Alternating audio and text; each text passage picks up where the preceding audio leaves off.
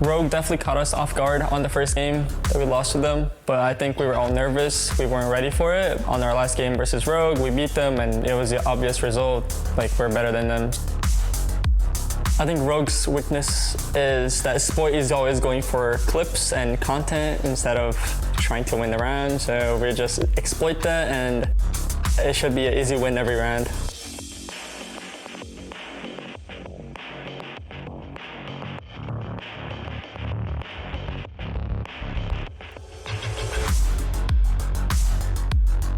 The team's feeling for this major is definitely, we think we're going to win it all.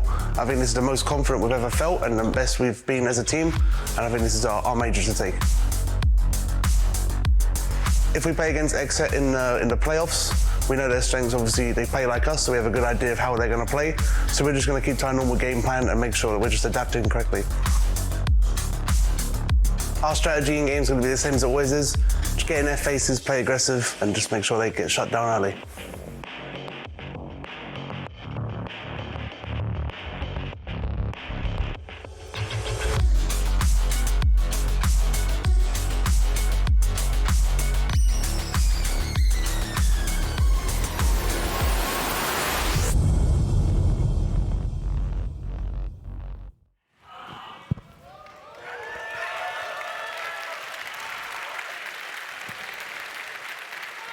Oh boy.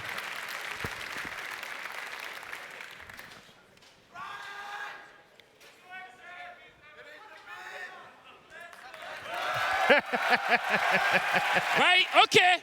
Now you can hear me. Our two teams, as you can see on this stage right now, are ready to get sat down and get stuck into this first semi-final. Berlin, you've waited a long time for this. XSET, Rogue, please shake hands and get into position. Or are we not going to get it? I don't know if we're going to get it. Leon's looking through his shades. Okay, here we go. All right, before I throw down to the desk one more time, as our two amazing teams get all set up and ready for battle, I want to make sure that this crowd is here for it. XSET versus Rogue. Are we ready?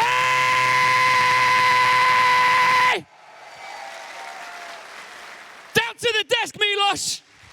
Thank you so much, you beautiful man, Ian. We are back on the analyst desk and getting ready for match number one, XSET versus Rogue. It's on home soil here in Berlin. I got the NAL desk on here to talk shop and kind of disrupt things for these two squads and what they'd have to offer. Let's start off with introductions. And since we've kind of introduced these teams over the past week, we're going to keep that part short for now. XSET, what can you tell me about them, Jesse? Listen, XSET are a squad that have not always been at the top of North America, okay? They've bounced around in that top four. Now this year, they've of course been consistently making top 8 at both of the majors, but back at Charlotte, I think they had a little bit of a disappointment finishing just in the top 8, couldn't make it into the semifinals. Now they've already pushed it past where they've ever gone before. XSET, the final North American team, of course got some Brazilian blood mixed in there, but they're still repping NA with the flags or not, ready to come in against Europe, trying to shut down a whole continent here for the finals. And they're definitely going to need to try their best for this. Rogue did not look too bad at all yesterday, and their opponents shake up. Yep, they are, but Milos, I gotta be honest, it feels like Championship Sundays come a bit early because I think this is when North America knocks another European team out of another tournament. Come on. Gotta be real with you, man, because Rogue looked good yesterday in 2 overtime maps against a team that, according to Prano himself on Twitter yesterday, said that he already knew he wouldn't be playing with that team for all that much longer. He said that team, even though he would play with it all the way through to the end, maybe because of that there was a crack that formed in the midst of it. The problem is, I don't even think beating G2 is necessarily that impressive yesterday, so Rogue actually have a tough task ahead of them here. Yeah, you can boo him. It's okay. Give him a big Just L. saying, man. We'll be giving another one when we're done with it. We'll have a chat, I guess, about these two squads when it comes to actual play style, right? Because we can talk trash all we want, but when it comes down to brass tacks in the server, there are differences between these two, and we've seen them reverberate over the past few days. So what about XSET that really pops in here, Jesse? Certainly. Well, I think XSET are one of those squads that, sure, they've got that firepower. They can rely on their gun skill. Obviously, Spirits has been a huge player for them, but I really do think this is a team that's had the real strength in their supports, right? You've got Kino and Diaz being such a strong combo on that defensive side, as well as going for attacks. Their survival rating for Diaz, he's always alive. He's always in the right spot. It means that they can play a game that really does rely on him. They can have a little bit more aggression in the early rounds, which means that they can play a little bit more aggro, so they can rely on him. And then Kino, just the perfect support in many aspects. He can get that kit on the ground, but he can also pop off. His smoke is insane. Probably the only player that consistently gets the operator banned against him. So this is a team that can really surprise you. They can go aggro, they can take the fights with you, but also they don't need to rely on that. Their sight play is extraordinarily good.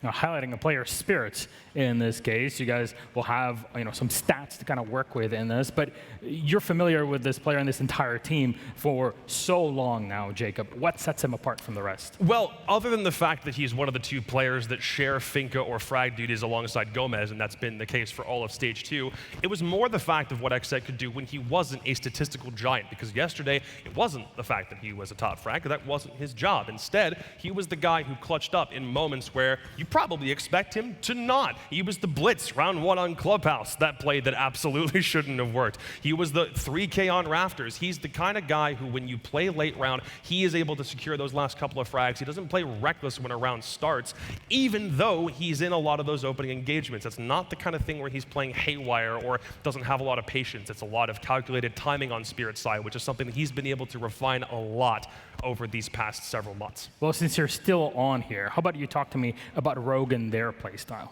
I don't know if this crowd wants me to talk about Rogue. You have to. Your job literally says. All right, you cannot sure. trash talk all the time. I can do that. No, that's true. The thing I notice about Rogue is that oftentimes they play in like two separate teams within the team. You'll notice a lot of the time it's a tag team between Spoit and Cryan off on one side of a map, and then Deepak drones the other two guys in, and it feels as though that's a lot of the way in which they attack centers around, trying to split it up a little bit. It doesn't happen nearly as often, but when it does, it's the sort of idea that gives two very focused angles all the time for this team to work with, and it's that level of coordination that I don't really know if it would exist if these guys weren't really, really good with each other behind the scenes as friends as well. Well, one player that you both talked about and kind of hyped up the crowd at the beginning of it is Spoit. So we got some numbers about him. We'll show up on the screen for just a moment. So Jesse, what sets him apart? What's his story for those that might not know? All 3 people in the 7 billion on this planet. Yeah, Spoit, he comes from the realm of content creation, right? And he's an incredibly cracked player, just 18 years old, being picked up for Rogue, very fresh onto the scene. It's his first event. We've talked about that. But really in the server is what I want to highlight for Spoit, because he's one of those guys that can really get Rogue back into a game. Okay, we saw this in the second map against G2. They go down in the first half, 4-2, looking like we might be headed towards the map 3. But what does Spoit do? Back-to-back, spawn peek into a run-out. He gets super aggressive. He gets out there. He starts making plays that are upsetting G2. Citizens going down. People are falling. They're starting to get a little tilted sometimes. And he's really the guy that can get that into your head. He can get inside. He can really pressure you. He puts on so much that's going to make you second-guess yourself. It's going to make you slow down. And so when Spoit's popping off, when Spoit's having a good game, he can be the carry from the squad. He's doing a lot of things that work very well for the clip, but it's not that he's playing for the clip. It's not that he's got that in his head. The nice part about Spoit is that he's playing with a very team-centric focus. It's not about him or the individual performance. If it means it helps the squad out, he's going to do it, which is ultimately probably one of the most mature aspects you can come into a series or a competition like this with in the first place. It shows a lot of maturity on Spoit's side, and they're much, much better for it. That's true. You can be the best in the world at anything. This doesn't just apply for competition, but anywhere. But if nobody wants to work with you because you can't function within a team, it's a team environment, it's not worth it. Yeah, I mean, Spoit's that guy that you saw him just up on the stage before they were doing the handshakes, gave Kino a little bit of a hug. There's a lot of rivalries between Europe and North America, but hey, there's some love there as well. Yeah, in the server, it's competition. Out of it, it's pure brotherly love and sisterly sometimes, too. How about we have a chat then about our map bans for the series? We'll still continue on with best of threes until we hit the BO5 Grand Final tomorrow. And what will be our 3 maps? Ban, ban, ban, ban, a 9-map pool that was changed a while ago, just in case you're just joining us for the first time in a while. So happy to have you with us. Rogue will pick Bank first. XSET going for Chalet, and Oregon our decider. Let's talk things macro. 3 maps. Jesse, your thoughts? these are all great maps for XSET. I don't think there's a single map here that they're upset with. I think obviously they're great for Rogue as well. The one map that's not amazing for one of these teams, you've got to be looking at for Chalet. Rogue do not play this map. Their last win came November 8th, 2021 in the city of Gavle against an Oxygen Esports playing with He just said it. Yavle. Gavle? Yavle. Levle. North American. Listen. It's yeah. it's one of those maps that Rogue maybe didn't like to go to too often over the last couple of stages, but they've obviously been prepping it. I'm sure in the back lines they would have banned it out in those first 2 bans if it had really been something they thought would be a problem. Otherwise, though, Oregon and Bank, I think both of these teams can feel very comfortable here. Overall, I look at XSET as, I mean, other than the fact that Rogue themselves are still undefeated on Oregon, it's the fact that they still have only played it twice over the entirety of the season so far. One time at the Berlin Major, one time in Stage 2. Yes, they were both victories, but the problem is that there's not a lot of things for XSET necessarily to look at. If they are confident in their VOD review game, then maybe we'll see something very special brought out specifically for this series. We're starting on Bank, though, and that's something that we've seen Rogue go to. Name a time where they've banned Bank. They basically never have. It's the map that whenever they have the option to play it, they're going to do it full force. The only problem is that XSET themselves are still pretty damn good here too. 4 wins, 2 losses over the course of this whole year. Both times they've played it in Berlin, they've won it. That is the same thing that we were looking at for several other maps from previous ban phases on XSET's side. There might not really be a map that they're bad at, but there are ones that they haven't played very much recently. We talked about a play style here, but also in the green room, we're all sitting and discussing things. And I guess the idea was Rogue play fast and loose sometimes. They can flex all around the map, and that kind of late round flank, we see Cryan either attack or defense, and then duoing up with somebody else on the team, that helps them out a lot. Bank fits within that, of course, but what are the kind of multiple pieces of the puzzle that have to align for Rogue to make that work? Well, I was talking with some of the UK casters this morning over some breakfast, and what Dez and what Emmy were able to tell me was that, listen, Rogue are a team that don't necessarily go into games with super structured strategies. They're not going in saying this is exactly what's going to go down top to bottom. Instead, what they focus on from their coaching staff is going for a lot of that VOD review, right? Learning what the opponents are going to do, and then making sure your players are comfortable and making sure they're feeling themselves, understanding that if they've got that knowledge, they'll be able to take any of those gunfights and they'll be able to dismantle any of those attacks. So I think for the fact that we've gone 3 maps that XSET have quite a few VODs on, that might help Rogue out. If they were able to predict this map ban phase, they could come into this with a lot of extra knowledge and be feeling very comfortable. I'll add more on that. Rogue are known for their support staff. They got so many people in the back really helping them out, being able to VOD review, prep themselves for it. How does that factor in for XSET? How do they prep themselves for it, Jacob, from your experience knowing the team for so long? I'd say if for some reason you let XSET break you on the first map, especially when that was your pick, then you've got problems coming your way. So it's more about shoring up your own mentality for going into Bank specifically. If you win Bank, you go into Chalet, you're a map up, it's your opponent's pick, but you understand you won your pick. The whole job, this is what a Lycan quote from forever ago that I keep referencing, your job is to win your map pick. If you don't, then there are other issues to focus on. You then have to bring a whole new playbook out for whatever your opponent's map might be. And as far as XSET's concerned, when we're talking about Chalet later on, they've only had to play that twice this whole year, and they didn't play it until like in Stage 1, and then they played it yesterday. There was a huge gap in between that. So the only real VOD you have to look at is their one from yesterday. Unless XSET have a really big playbook for Chalet, then Rogue's job is simple. Win Bank. Focus here. Don't think too far ahead.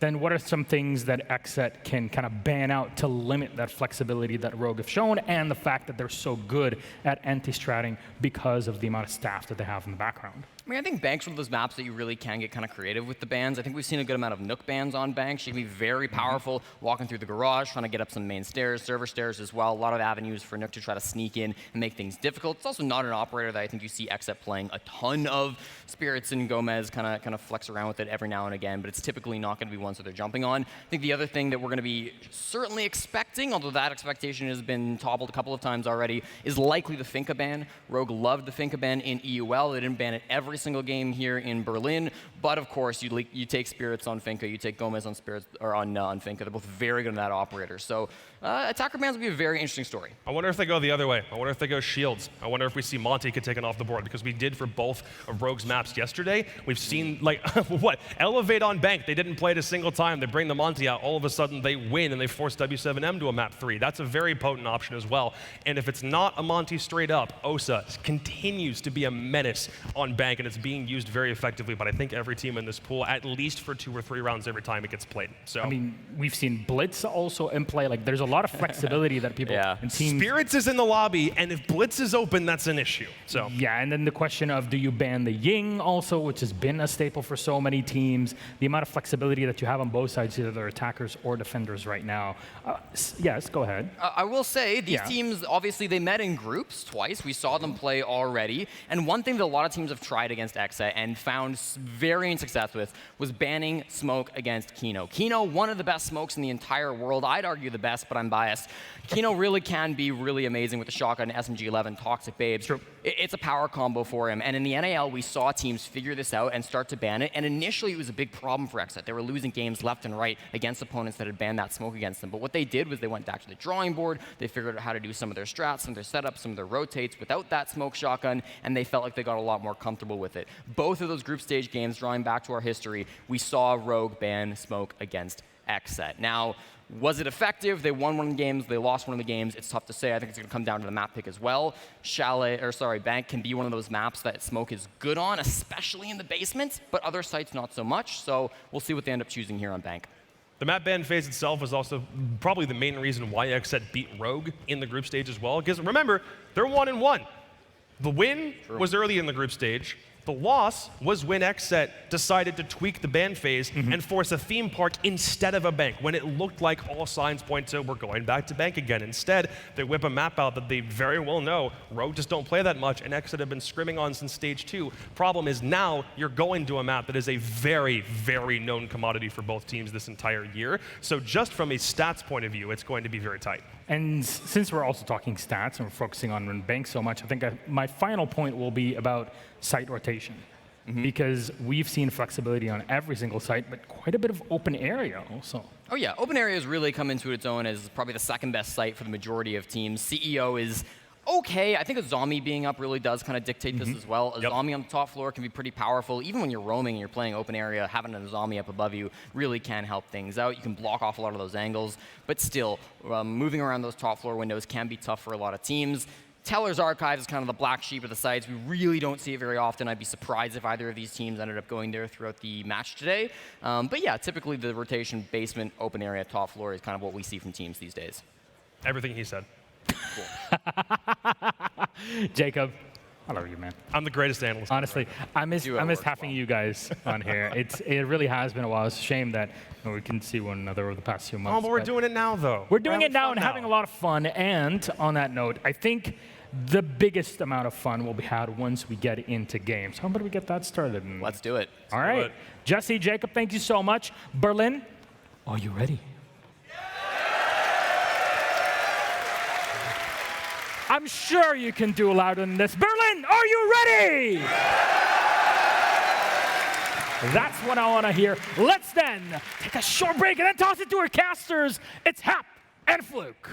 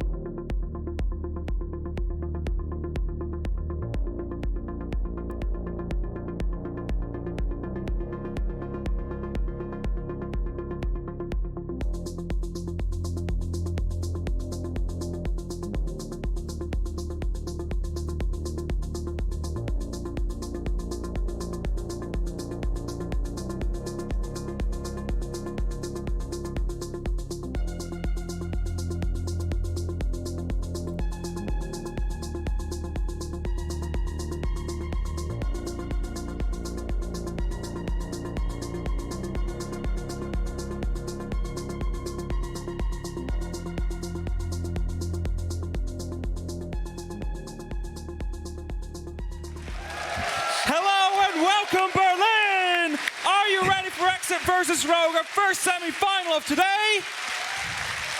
I think you are. My name is Hab, this is Fluke, and we're about to get going with a best of 3 between Europe and NA.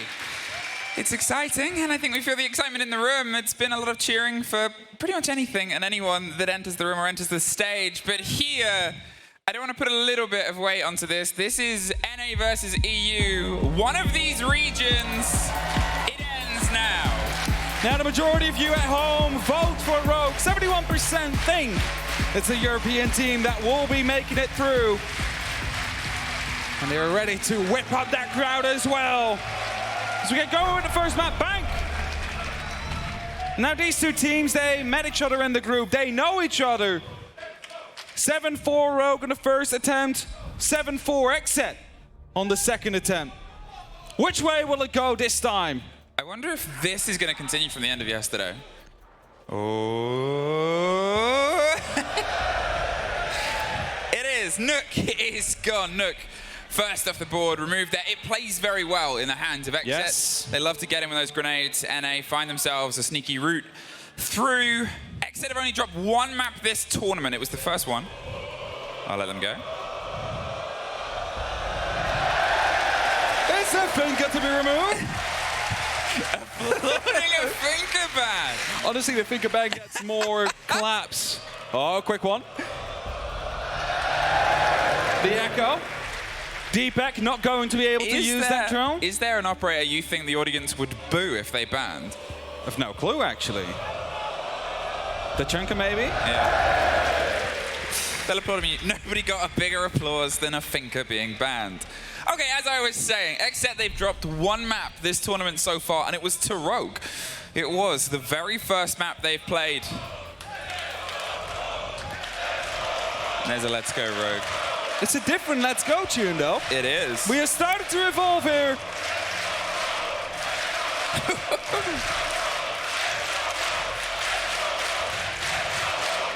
If you had any doubts on who the favorite here is in Berlin, I think that is about to be wiped off.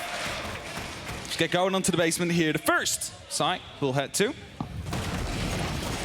It's going to be Rogue on that defense. Are we going to see any roam game? Probably yes. We have the Oryx on the board. We have Kanto onto the castle. So a setup around the open area will more than likely be in place, and it will have to be dealt with by XSET. All right, Rogue, we've seen some superstar performances from a superstar roster, but you're here to have a good time, and you're the only thing EU's really got left. And I'm not going to try and throw too much bias into this, because at the same time, XSET have played a very impressive tournament so far. Both teams have had huge moments, and both teams have deserved their spot here. And to be honest, either of them deserve a spot in the final, but only one of them is going to be the one that makes it. It's been a back and forth, a map traded a piece. Can the energy of Rogue knocking past G2 be enough to carry them through in what was a hell of a showdown, or will XSET, dispatching one EU team, find one more on the chopping block? It's an approach of an XSET attack, first of all, something they've done very, very well. There's a consistency. Multiple XSET players will try and find themselves against a single opponent, and Spoit might be that first engagement. Who else but the young superstar? Spoit having an incredible tournament so far. And we've seen him play around this top floor so many times. He is being droned currently, though, and has to fall back. Wants to make sure he keeps control of his own life. And on that top floor as well, by not taking too much risk this early on. Karn is ready with a pre-play C4. There comes the repellent from Yoga. Is this going to be the detonate? No. Not yet. A little bit misplaced and played. Kino's found his way right round onto server. He's alongside a creep and Diaz. They're hoping. They've gone undetected, and there's not a huge amount of support and structure around the site itself. In fact, only really a single backline player and one locked in towards Garage. Diaz gives the game away that we have this territory. He knows there's other work to do. They're hoping to force the Rogue players to fall back against them, but there's not too much of a stress that's coming against them as of yet. There's a couple of alibi prisoners set up outside of the garage that I know no one's going to be coming from that direction, because the majority will be trying to go for a CC plant. You see the Monty stacked up there, Sport trying to retake that top floor under control to allow himself to at least draw a bit of attention to that top floor. Make sure they cannot go for a direct breach onto the site. Well, it's a 1 versus 1. They have a bit of an angle down towards each other. They are closer than they think, but in the meantime, they're close enough to the site to start thinking about a plant. It's forcing a little bit of Rogue attention to be paid. Leon is stacked up on one side. He's kind of in that sort of stock position of calling it to Kanto and Deepak, who wants to swing the C4 over the top. They're waiting for just somebody to try and hold F behind it. The frag goes for a roll, and it's not that connection. It's Leon. Takes care of Diaz. Kino, he's trying to get the stick behind the Monty. There's the C4. There's a lot of damage. They stop the plant. Gomez suffers, but Yoga gets Kanto. Kino, he's trying to go for a second stick, but Spoit from the top rope. Will he go for the drop? Leon, and Leon finds 2 apiece. Now it's a Monty, but Spirits gets 1, but Deepak has that cover. There's Yoga. He gets the down onto Cry and leaves just Deepak and Spoit left. There's 25 seconds. They know exactly where the kid is. The Flash is going to come down for a roll, but Spoit's still on the top floor. There's a ping towards him. They're looking for an engagement, but he's a man more than happy to find them of his own. 15 seconds. Waste the time, waste the pressure, waste the point. Yoga, you've got to find 2 stories worth the damage. You're in the middle of 2 players. And I think it's fair to say this round, this opener, this start, it's Rogues.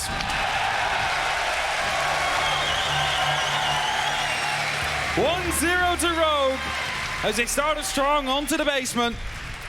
That was a good attempt from XSET, though. They had the shield, they had the players inside. All that was necessary to get the plan down is just that that top floor control did not hold, and they weren't able to deal with Leon going aggressive through the servers, fighting back, stopping everybody but that Monty. But there's nothing really Montaigne can do from there on, and you see it here in the replay, just the aggression taking down the first, finding the flick into the blue stairs as well. And after that, dying by the Monty, but the job already done. The diffuser dropped on the ground, and the round secured for Rogue. They alluded to it on the desk. They said Rogue's a team that plays good Siege because they're having fun playing Siege, and that's that sort of bottom line. If you've got Leon, that core of the team, happy, able to go for those bits of movement against a team like XSET, who also play happy, upbeat Siege, it's an important factor to keep. The games that Rogue say they lost was because of their own mental position. They went in with the idea that they went up to scratch. That first round gives me lessons learned. As we continue, we are up at the top floor now. The castle to be used to look off of these long angles, especially towards the outside. Ryan was debating whether or not he should have gone for a spawn peek, but decided against it. So the rest of Rogue is finding himself safely. Deepak inside the Janitors is going to be absolutely crucial for Rogue. He has the opportunity to look through smokes to make sure he will not get flashbanged out, and as long as he's alive, a repel in, execute is not going to be sticking around too long for XSET. So they need to deal with him one way or another, even though their execute doesn't revolve around flashbangs or smoke canisters. Deepak in that position still will shut you down if you go for a plant. Leon, what are you trying here? Oh, he's tempted by the idea of a jump out, but both players are pretty aggressively watching this. He's in the middle of a danger spot and he doesn't quite get it. Spirits was holding off the side of the angle, able to find the early pick. It's always a gamble. You assume your life is forfeit for the jump out anyway, but he couldn't even get one for the trouble. There's Kanto! Lanto Raketti with a little bit of a response. Kino, can he catch the third in this leg race across the board? XSET, they're holding at bay for now, letting some of the structure and demolition happen on the far side. Krein's tucked, and he's still protected. Playing on the Kanto spot near the elevator as well. There is a drone on one of the lights. The Spirits will find Kanto. Shuts him down. A man advantage still there for XSET. But there's a lot of work to do still, and most of the players of XSET are still outside, still need to make their way in. And I said it before, they are on that repel, and as long as Deepak is currently in that position, it's going to be very difficult for them to get a plan down. That's it. They're trying to get the loose angle here. Spirits is spraying against the soft. You can see Spoit wanted to try and just tap a bullet towards, but they're not giving it over too easily. So XSET, they're structuring around here, the push up the spiral stairs. They did have the drone with the recon and the intel, but are they entirely sure on the positions of Krien? The wall starts to get cracked open by the sounds of it. There's some ideas, and Krien isn't going to sit around and find out what those ideas are. Hot droned up Yoga towards the top, gets an easy pick onto Spoit based on the rolling hot world. It's a 4 versus 2. XSET still stacked on the windows, round on the back. It's an important fight for Krien, and he wins it out. There's the next, and it's Deepak to bring us back into a 2 versus 2. He sneaks out, goes to the top of square. He needs to be careful, though, because there is, of course, the Kali still watching with that 12-time scope, holding off the tight angle. Diaz looking to push in as well as Kino makes his way into the actual bomb site here. They want to go for a plant. Deepak takes a bit of damage. Krien still below, though, has a nitro cell. It has detonated that, but hasn't found any of the remaining XSET players. A missed headshot tap there from Diaz, but 45 seconds will be on the clock as Kino completes the actual defuse there. Does a little bit of team damage. Not ideal, but they continue fighting against 2 low HP Rogue members. It's a tricky fight, and they do a little bit more scrap. They're putting him low, but Kino has a rifle that's heavy, and Diaz is just as 1-to-1. No need to boo here. It is going to be a fair fight between NA and EU. I think he knew how it would go. Of course it would go that way. But it is only map 1. It's only map round 2. Indeed, that's how we respond to these kind of situations. It's a sign. It is a sign. There's multiple around. Not quite sure if we can read what's on it, but we'll definitely get around that. Okay, a bit of a better start here for XSET. They had a response. Rogue, a couple of pulls apart. They went for the risky run out. Obviously didn't quite have it. XSET, they know the team they're up against. They lost the first. As we said before, it was a bit of a surprise. They almost didn't seem ready for the sort of game that Rogue likes to play. Learned lessons, came back, and had a much more powerful second performance. And here, again, that awareness that a Rogue player is likely to throw themselves out of a window at the 2-minute mark. Okay, they can try and net a body from the exchange of that. Top floor again, going to be at least a bit of a focus point as you see some of these hatches to be reinforced as we are headed towards the open area. Now, cameras being set up as well. Information network slowly starting to be created by the hands of Rogue, but I need to be careful because XSET is already quite close to the building. 13 seconds had passed. We already find some on the doorways here. Diaz droning into the ATMs, wants to make sure a quick entry is about to happen. Yoga already repelled up together with Spirits to take that top floor under control. How will the C4s net this time, though? Last time they were a bit too late, but if they are ready to go for them again, we might find some success there for Rogue. Krien, sort of hoping somebody swings a little bit closer to him, but the drone game is consistent here from XSET. They know, well, you don't really want to try and face check players that do that for practice. It's a spread out approach, but Kanto first off the board. Yoga, once again, able to drive himself in. A great couple of openers here for him.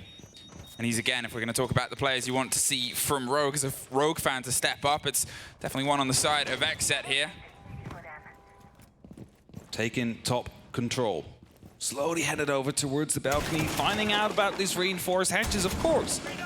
Verticality coming through. Now, luckily for Rogue, even if he loses verticality, it's not meaning the end of the world. Spoik ready to toss up a nitro cell, hoping one of the XSET players is coming to open up the hatch very soon to create a bit of extra rotation speed.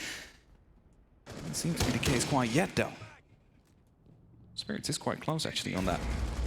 Seems like it's turned into a fight. Spirits versus... Oh, Spoik, but it's Diaz, actually, that gets the confirmation. Once again, Rogue have found themselves a couple of bodies down. As it was before, they fought back into the 3 versus 3. There's the ping on the player just round on the corner. And they kind of want to go for the angle in the fight, push the momentum. But when the break comes from behind, Leoni's isolated. He's in a bit of a scrappy engagement with Spirits. Does enough, but Gomez and Cryan have one apiece on the cover. The kit's cold. A minute on, they're on the top of the stair set. They want to see if they can get one more for the trouble, but Deepek almost entirely dropped. More of a flash and a push. And they force them away from the kit. The 2 remaining Rogue players, same pair as before, but more opponents to try and work with Cryan. Sprays and pre-fires the soft, draws all the focus and attention towards him. Yoga's inside the site with the kit. Plan soon to be underway, 45 seconds on the board, and just a matter of seconds, the Yoga actually goes off. Of course, the Evil Eye still around. Deepek wanting to use that to at least deal a little bit of damage, maybe even completely deny that plan and give Ryan some opportunity to retake here. He's fully blinded, deals a little bit of damage, but stays alive somehow. Swaps over to the Deagle, another flashbang comes out, not quite hitting the mark. 45 seconds on the board now, a retake needing to happen on the sides of Rogue. They went for the aggressive fight on the top. Diaz saved by the blind there. The pre-fire almost connected, but Cryan and Deepek, massively low amount of health. They've got to take this first engagement.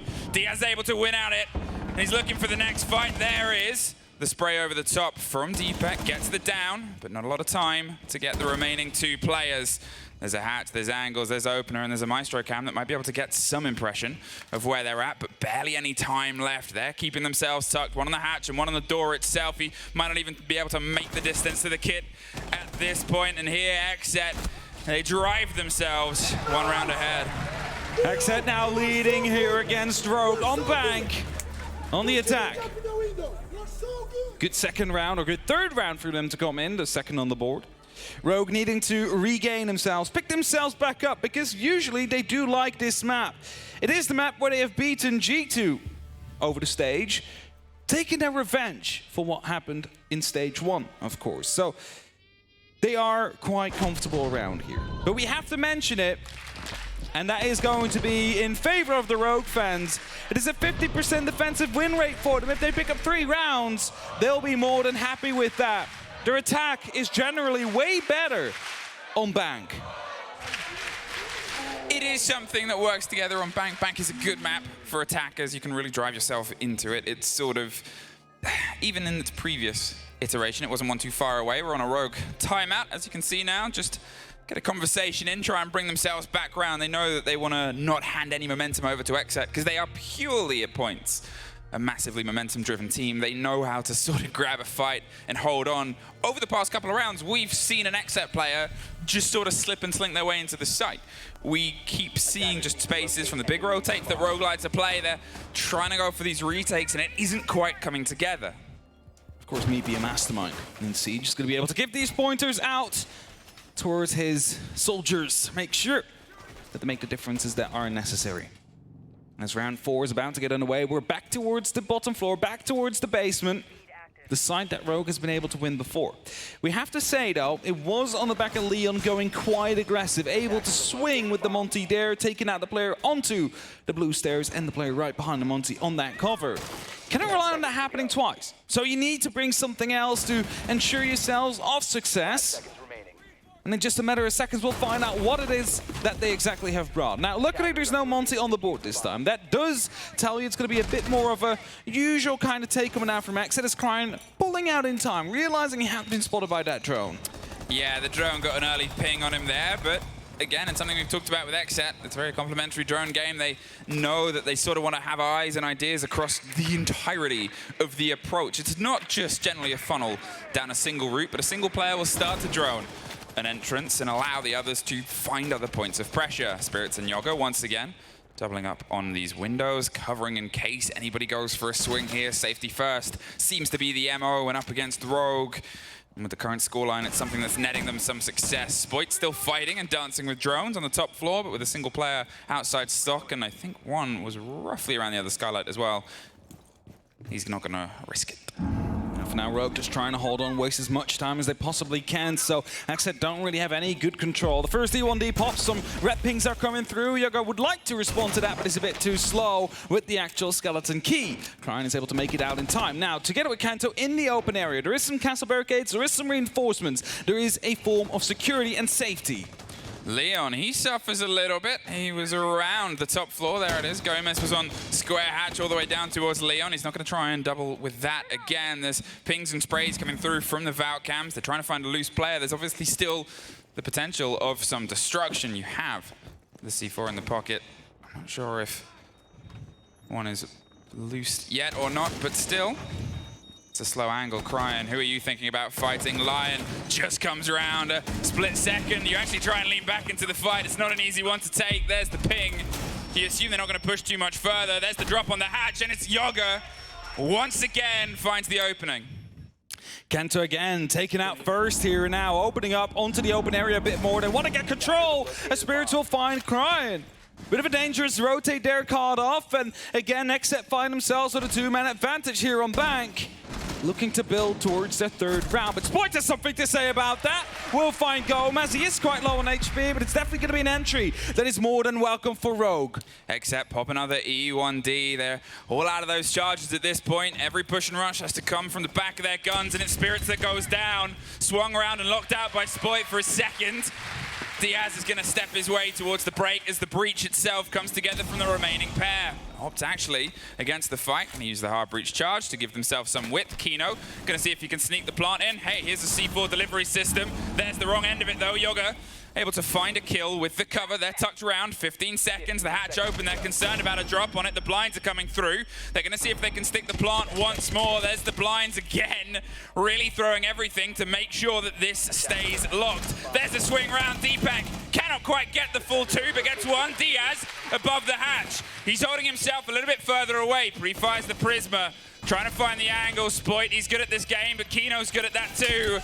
More blinds, more hatches, more vertical control. Spoit can't find it. And XSET able to pick up another round. 3-1. And again, I mentioned it before, if it is a 3-3, there's nothing to worry about if you are a Rogue fan. But that does mean they need to start getting these rounds in right now. Are they going to run it back? They're going to go for a different site? Who knows? XSET definitely more than content with their current performance so far, and if they continue, will be finding themselves at a very good first half. Rogue tried to fight back, just losing out on these early entries is really what is starting to hurt them here.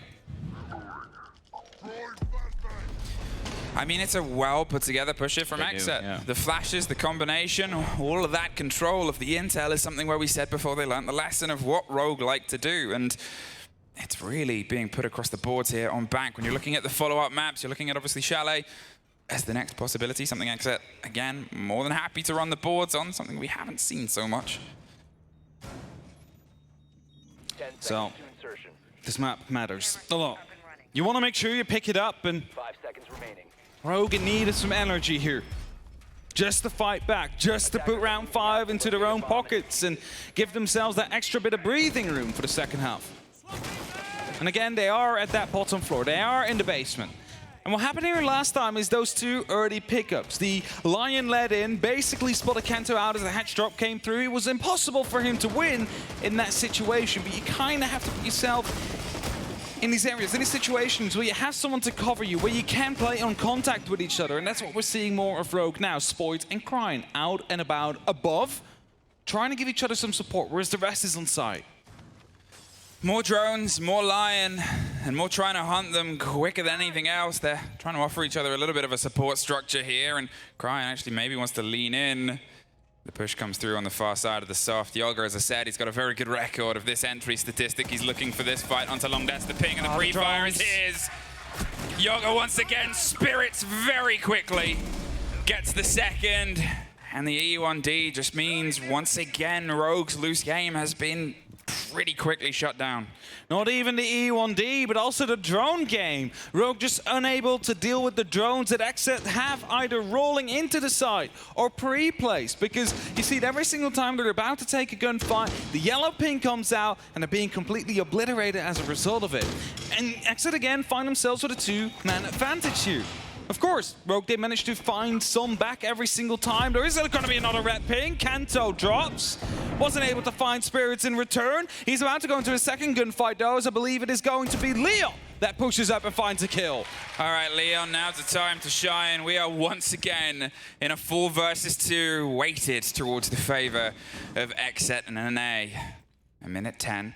Deepek playing around on the stairs. The connection, Kino's holding it off, though. They seem to have an awareness, and it's a risky move. And, well, I think the bullets give him an idea. But look, they're chasing him. They want to put the pressure. Gomez is underneath as well. He's got to try and fight his way out one of the 2 doors. But unfortunately, surrounded just leaves Leon not for very long. 4-1 to XSET. The drones are too powerful. Rogue is unable to deal with them currently. And as you give them their energy, they need to put it in finding a way to deal with these drones. A Vigil, perhaps. A Mute and Mozzie combination if you want to go for the roam.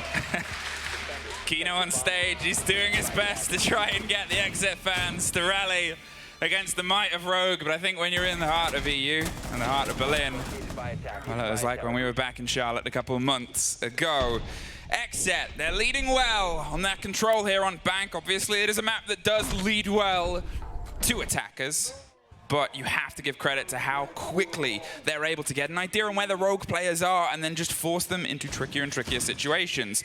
Rogue obviously have taken their time out. They've had that conversation early on, and they haven't been able to win a round since. Are we really seeing a Blackbeard and Kali combo about to be making an entrance here at the Major?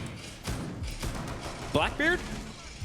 Operator we haven't seen for a very long time. Could this be the first Blackbeard player during this Major? Tournament? Possibly. It'll be good to see how that works out. But I was just calling out the Mute and Mozzie combo, but Mute has been banned, of course, and that might be the reason why Rogue is struggling so much dealing with these drones. It was their ban? Of XSET. Yeah, it was their ban, but it's like they kind of would have liked to have it right now because they are struggling so much. They keep on being yellow pinged.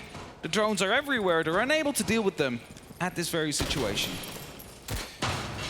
There's the pressure from the Gon 6 over the swing of Banana. They're hoping to try and force out the position of anyone that might be there, but otherwise not quite caught out. It's still this XSET game, still this XSET approach. Rogue, if they can try and find a second round, then they might be able to make something of it, and Kino takes the header for Kanto as the open.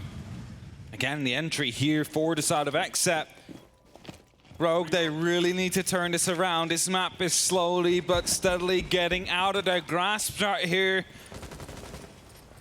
As Kino finds that first, you just mentioned it, still active on these windows, wants to open up now for the Blackbeard to use that shield to its advantage, hoping to find Deepek, who usually plays in the janitor office.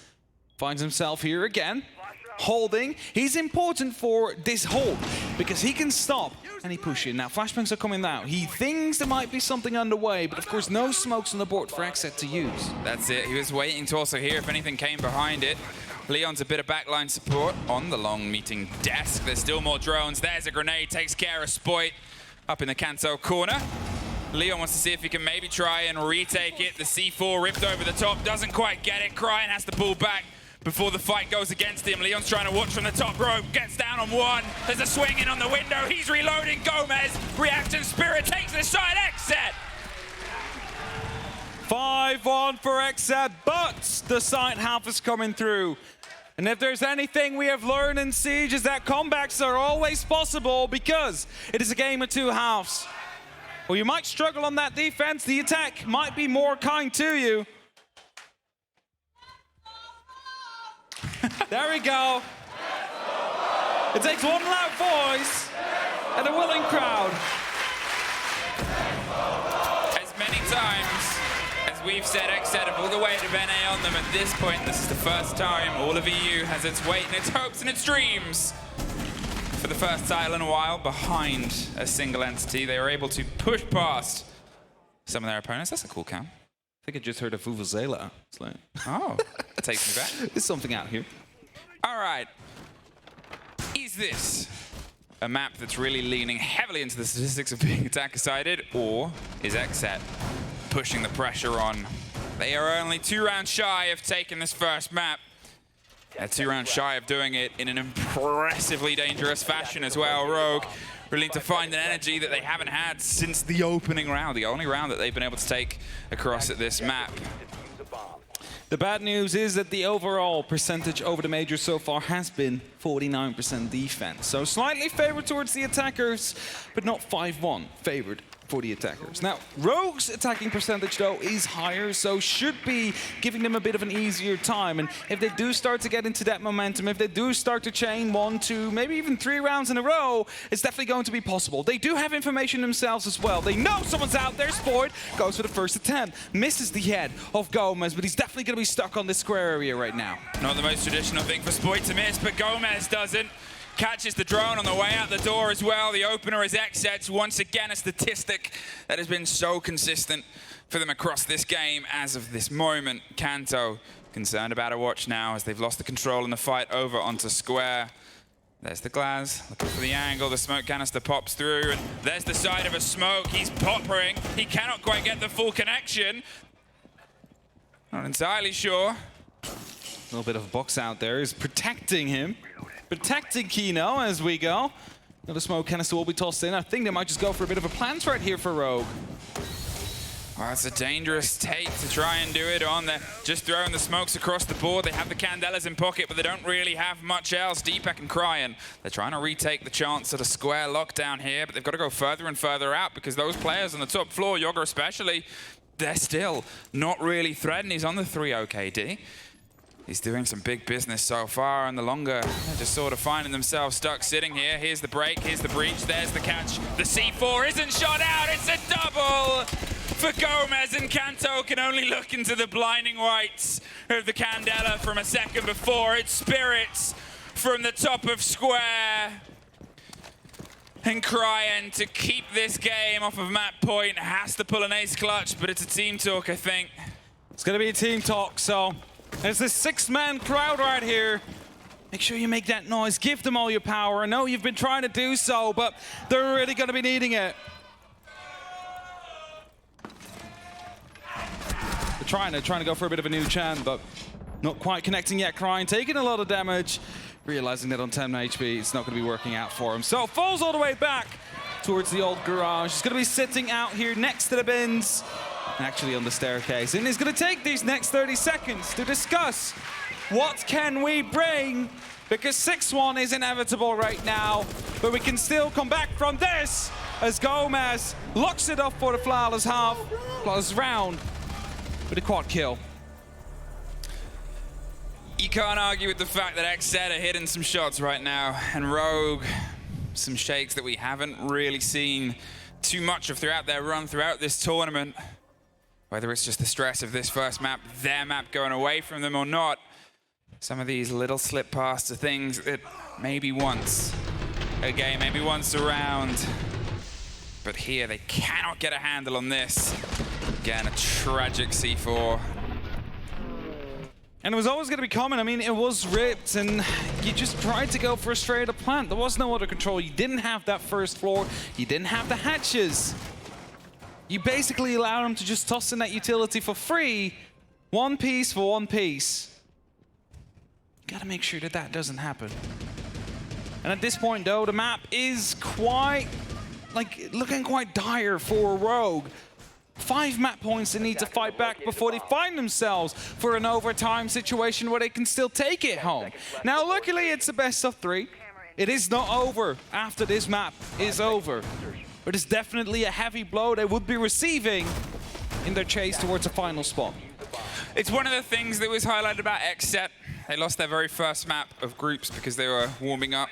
They sort of said they had a bit of a struggle at the beginning of their first map yesterday, but then obviously pulled it towards a win, and then the second was much more lightning. Gomez and Gomez! A double tragedy. He's looking for a third here. A jump out as Cryan suffers the wrong end of the spray. The Valk doing what Leon wanted to do, but it's Spirits that gets the kill. Spoit finds one, and another 4 versus 2 in the favor of XSET. A consistency of this game. Leon, he's looking for a fight and finds it. He pulls the body back. There's one more around the side of Janitors. You can see Spoit on the top of the skylight. If there's a player you want to have in a situation like that, it would be Spoit. Getting some pings out, they're getting some drones out. The last 3 members are finding themselves on the site. Rogue, they need to make some thunder happen here. They need to strike hard and decisive. Most importantly, accurately against the remaining XSET players. Spoit on the Janitor hatch, just quickly getting a drone in, wants to find some extra information, has the Gemini replicator as well to use, of course, but wants to isolate one of these players. One spotted out, not quite sure where he's gone though. So grenades will follow, not landing quite close enough, a little bit of damage done, but nothing too decisive as his entry gets locked off. They have time to start trying to formulate something, but it's not an easy map. It's not an easy site to force a fight like this. There's a lot of routes and rumbles and corners for your opponents to play through, and there's not really a direct sort of straight way into open with any sort of cover. Spoit with the slow creep, but he doesn't get much further than the rotate. Leon gets all that's left of Rogue's hope here on their map pick, the opening map on Bank. He has a minute. He's trying to get lucky here, but XSET doesn't feel like tangoing and dancing. There's a bit of a spray underneath, and it's XSET with a 7-1 demonstration. A blowout, as you may, on Bank. And now Rogue is going to be 1 map down. Luckily, it's a best of 3 for the European team, because they still have that opportunity. There is still going to be Chalet. They'll need a bit of a team talk, and then probably a lot more of a team talk there. Reset, find themselves, play it like it's a bit of a best of 1, and then see what you can do afterwards. But for now, for us and for everybody, probably you more than anything, let's take a quick break before we're back with the desk.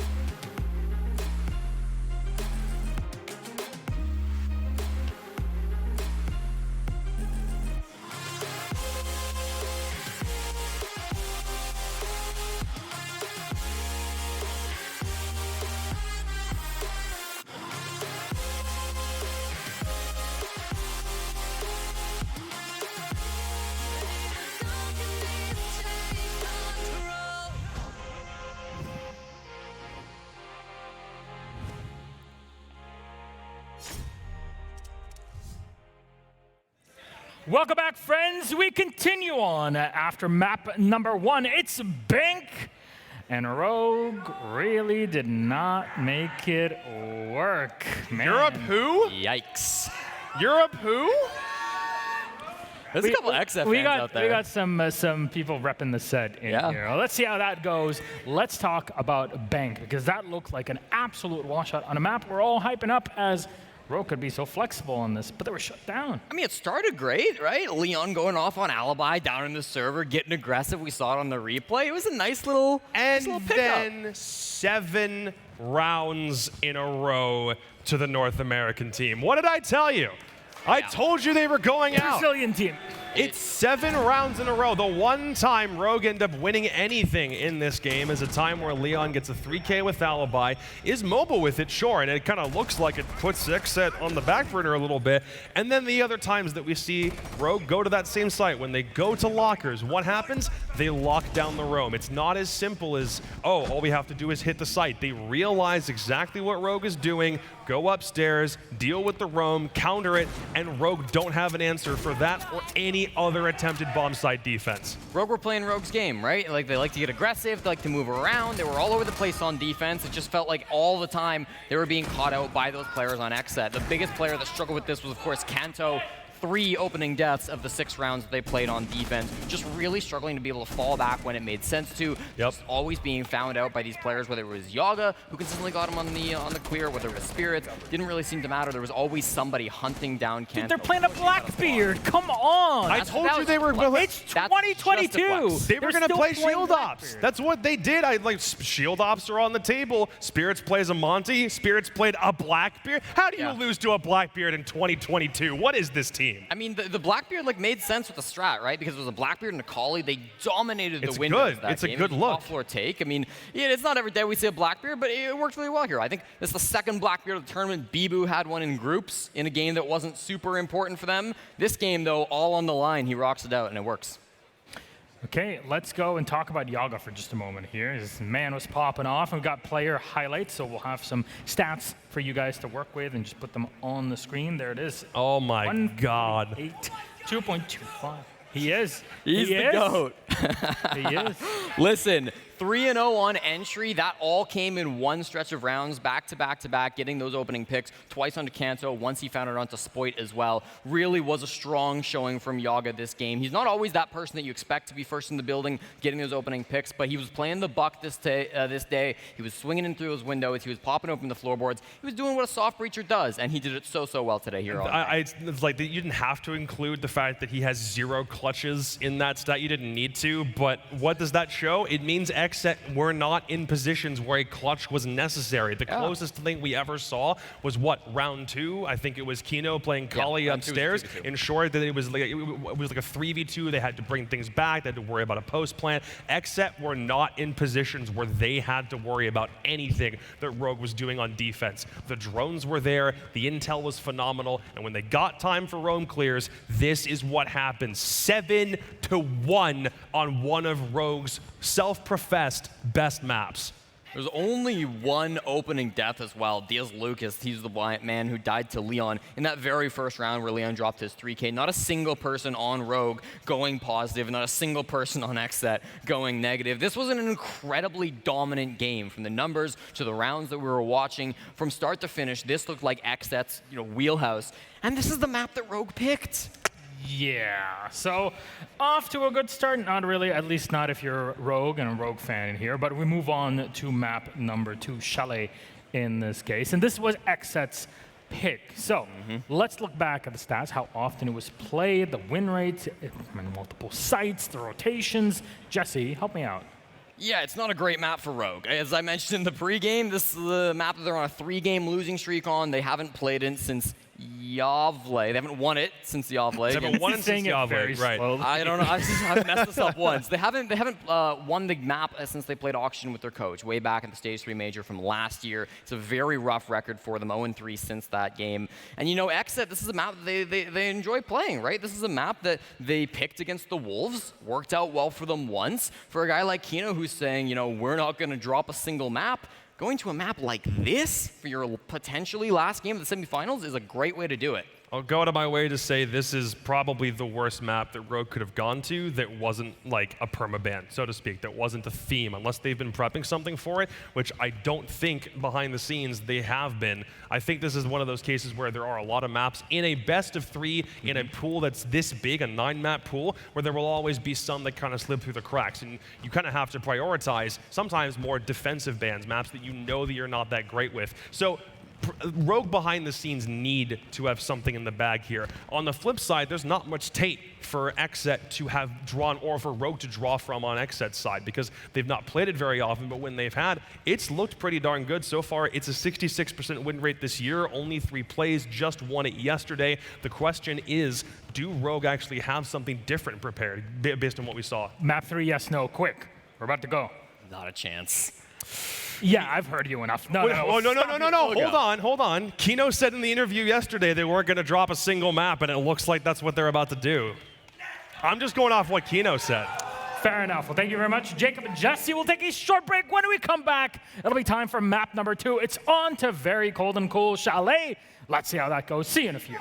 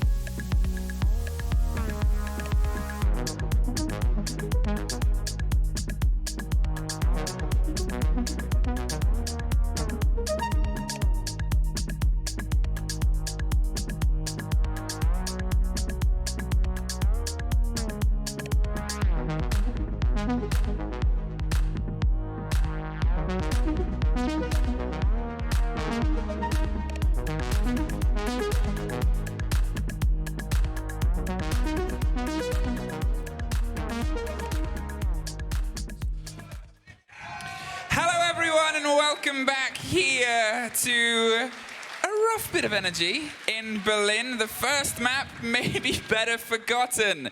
It's a rough pill to swallow, apart from the fact that there was a couple of thousand people booing Caliber Jacob.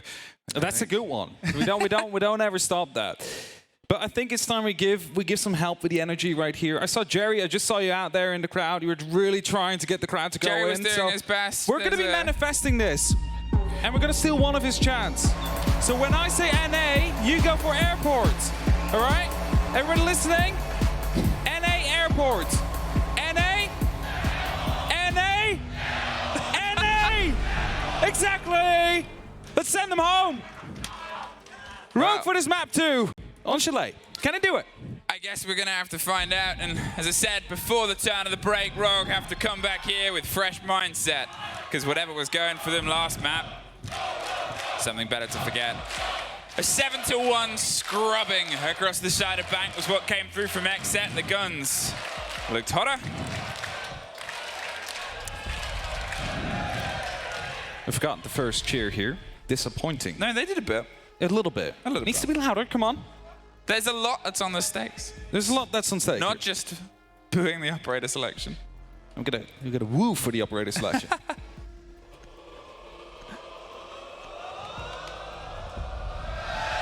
Is there Thatcher to be removed? Finka will see play. Has been banned quite long actually throughout this tournament, so it's a bit of a change.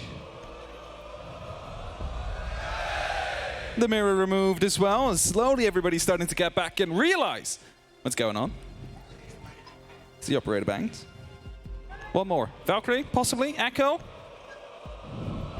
Zami. Well, there it is.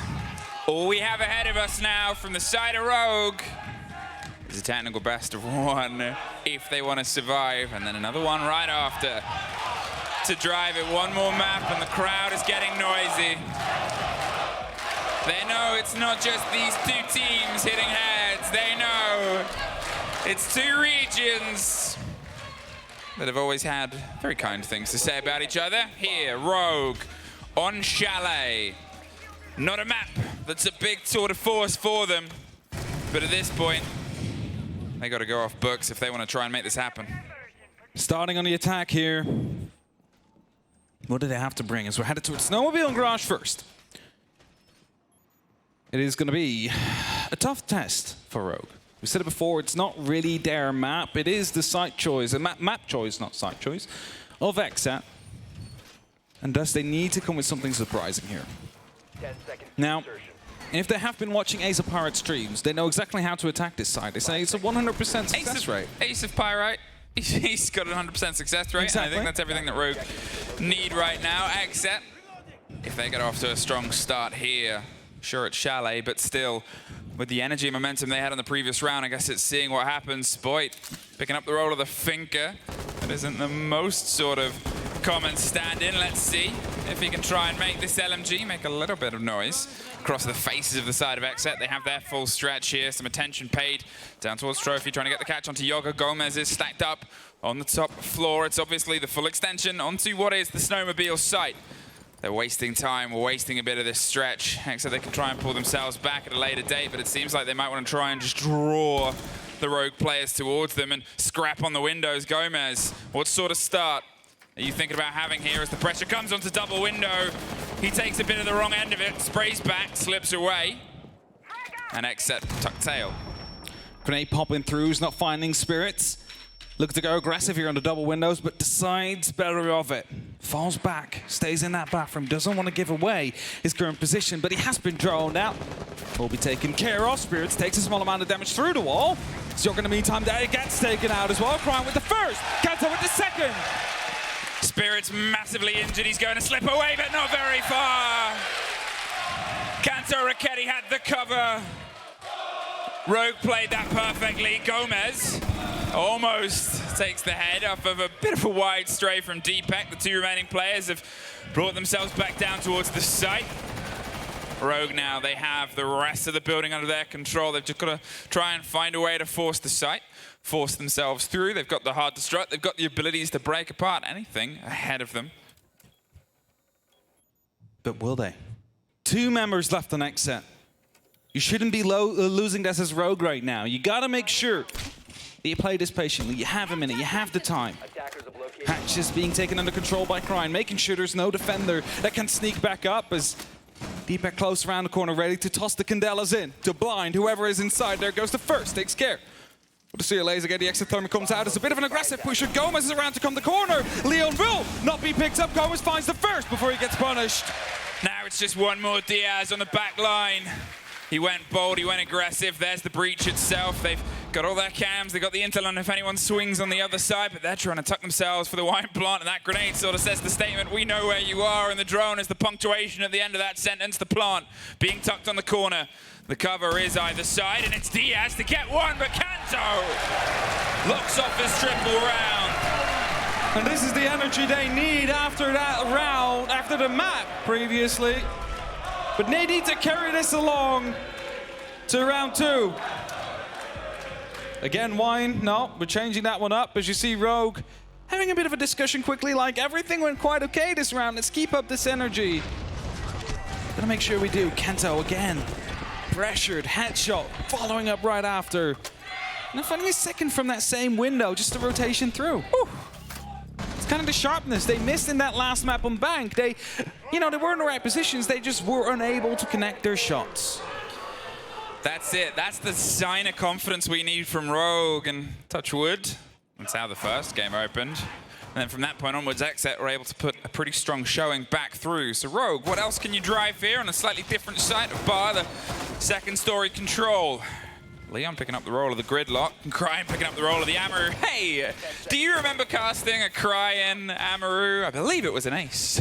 I believe it was an ace, yeah. So if history repeats itself, we might see a second round in favor of Rogue here. But, we can never really rely on that happening twice at the same time. It would be a miracle if that would be the case, but they are looking to go quick on the side of Rogue. That's it. There's a bit of pace here in the pockets of Rogue. They have obviously Deepak playing on that role with the Candelas. They might try and drive themselves directly into the site itself. There's the swing onto the top. There's the throw out. You can see Kanto on the far side of the balcony. Maybe hoping to find a fight here. Could roll the grenade to remove that utility. Has done that before, but just holding onto the door for the second. Rogue, they're trying to find the threads of the players inside. They're ready to try and cause a bit of noise. They don't want to be tucked directly under the window in case there's a spray through. Leon is going to try and find that corner stick player of Yoga. The gate's burnt. Yoga, is he going to drift into this engagement or wait for the pressure to start to come towards him here? It's a very tricky, close to suicide spot that you can really play. More grenades, more breach and break. There's Deepak with the smokes and the cover. There's the spray over the top. There's a missed opportunity for Spoit. Cryin is ready and raring to go. They've boxed the top of the blue stairs, dropped the fight there. One close tucked onto the box. Spoit's concerned. Someone's going to find him, but it's Leon and Spoit. Dropped from the back line, but they're inside the site looking for the pantry line. Cryin look left. He does not. Caught out by the corner player, Diaz. Puts them into a 3 versus 3. Still trying to keep the pressure hot, though. Didn't properly check the corner there, and now we find ourselves in even numbers. A good start for Rogue, but it kind of diminished quite quickly there. So let's see if they can get that pace back into their own favor. Deepak has that diffuser ready to go in. The drone will be checking out whether or not Diaz is still inside a pantry. We'll confirm that now. That's a valuable piece of information as Diaz rotates out. The Sir Laser Gate has been reactivated, and his head has been taken out. Well, there's Kanto, takes revenge now, and they're going for the verticality here. A minute on. They have plenty of time to try and find the two loose players. They are slightly separated, but they're wanting to reconvene. You can see Kino around the bottom of the stair set itself, down in Snowmo. He's holding off. Spirits is going to see if he can find the fight. Rotating behind Kanto. Does he know? Well, it's either side. Leon takes the burn to get the kid onto the window. There's the wide. There's Kino back up the stairs. Leon, he takes a bit of pressure, pops round, but they're inside the site at this point, and the Banshee gives the game away. Does not know. The rotation has come back through. It's scrappy. Neither of them gets the full lockdown, but the impact. Gotta catch them all, and with that, another round in favor of XSET. Again, round 1, Rogue, round 2, XSET. Now you gotta make sure, though, it doesn't turn into another 7 consecutive rounds if you are a member on Rogue or a fan standing behind them. Now, of course, it is not their favorite map. Talking about Rogue, they will be fighting an uphill battle throughout the rest of this semi-final as they lost their own map pick. They're now onto a map they basically never play, but at the same time, that could mean they have something up their sleeves. Unfortunate that Cryin did not check his left corner there. That could have been the round changer. Oof, I mean, credit to Diaz for that second follow-up. He got into the aggressive position. Unfortunate timing, the gun 6 on the swing so low. When you have that as your secondary, 1 for 1. Now it's up to Rogue to see if they can make sure there's not a repeat of the previous map. They're back onto the site they took pretty well before. A great close down on the top loose players. I feel like we might not see so much of a tall extension from the side of XSET before. They were massively punished on the looser roam game. Probably still at least a player, but maybe not all 3 fighting it out. Of course, and maybe falling back a little bit earlier if they are all on that top 4. You cannot afford to lose that many players that early on into that round. You see them as well right now. They're playing a bit more patient. They're just all around. They are playing around these hatches, so they have quick fallback opportunity. Bit of pressure being sent out from the bedroom there, so bit of attention will be paid by Rogue as the front doors are being knocked in at the same time, but Deepak as well. Okay, Rogue already tucked, ready to try and strike. You can see that XSET, they pulled themselves back. Kanto puts some pressure onto the window and suffers a spray back. The first player slips on through and takes the hot drop over the balcony. There it is, XSET. They've generally pulled themselves back. And as I said, left a single player, Spirits. He's going to sit, he's going to wait, he's going to put his feet up and hope that nobody finds out where he is. Yoga, he's going to take the drop onto the hatch as well. All of the rest of the players have fallen back closer and closer towards the site. They've got themselves more of an awareness. Rogue, steady drone ahead, but the difference now is, oh, Gomez gets that early catch. Waiting for the drop there on that hatch, finds the kill onto Spoit. The young superstar player made his debut in stage 2, instantly found into a semi-final on the international stage. The question will be, is Rogue going to be with these changes instantly to begin contention for the grand final? Well, if they are, they need to step it up now because XSET is definitely seeming a bit sharper here today, especially on Bank, and now looking to turn the tides on Chalet as well. Putting the breach onto West Main. We talked about the importance of the hatch. If you want to try and get this down, they've obviously got the air jab on the door, but it's still a threat that they've got to try and keep locked down. Gomez tucked around on the shield with the swing, has obviously the Aruni gates ahead of him. The drone's going to get the reveal. 2 ADSs and still a loose Spirits on the top floor. Something to strike a little bit later. XSET, they have the man advantage as well. They're well aware of where the push is coming from and where they're going to want to try and drive themselves towards. Diaz has the glasses to stop this. A couple of impacts and a C4 pre-fires from Yoga, but his position's known. It's Gomez. Swings wide, takes the head off of one, waiting for a second to come through. Rogue, they're trying to butt their head against the closed door here, and Gomez is happy to play either side of it. A 2-man disadvantage for Rogue. Still a roamer out on the board as well to need to deal with. This round is not looking very likely to be won. Spirits comes down these blue stairs now. Is about to be coming right face to face with Cryin. Both take damage. None will kill the other as Kino will pick up Leon in the meantime though. Is Cryin going to be able to turn the tide? Gets one. It's a start. But it's a 10 seconds towards an end. Diaz puts one more down. Cryin is all that's left with 4 other players to find their way through, and here once again XSET take the lead on the 3rd round. XSET in that lead is going to be dangerous to deal with because they haven't really been put under any pressure yet by Rogue. Rogue needs to put up that pressure. Rogue needs to come in to this game a little bit more. It's not the crowd. The crowd is all behind them. It might be Nurse. It might be XSET having studied them through and through and knowing exactly how to deal with this current Rogue. The dining in the kitchen will be playing right afterwards. You saw it there. Gomez holding that drop perfectly, able to shut down Spoit. And after that, well, XSET just took him down one by one. Not really, again, under any pressure. The side gets opened up, but that's about it. It was better play there from XSET. They pulled themselves back. There's a couple of cosplayers with it maybe a little bit of an NA fan base. A little bit.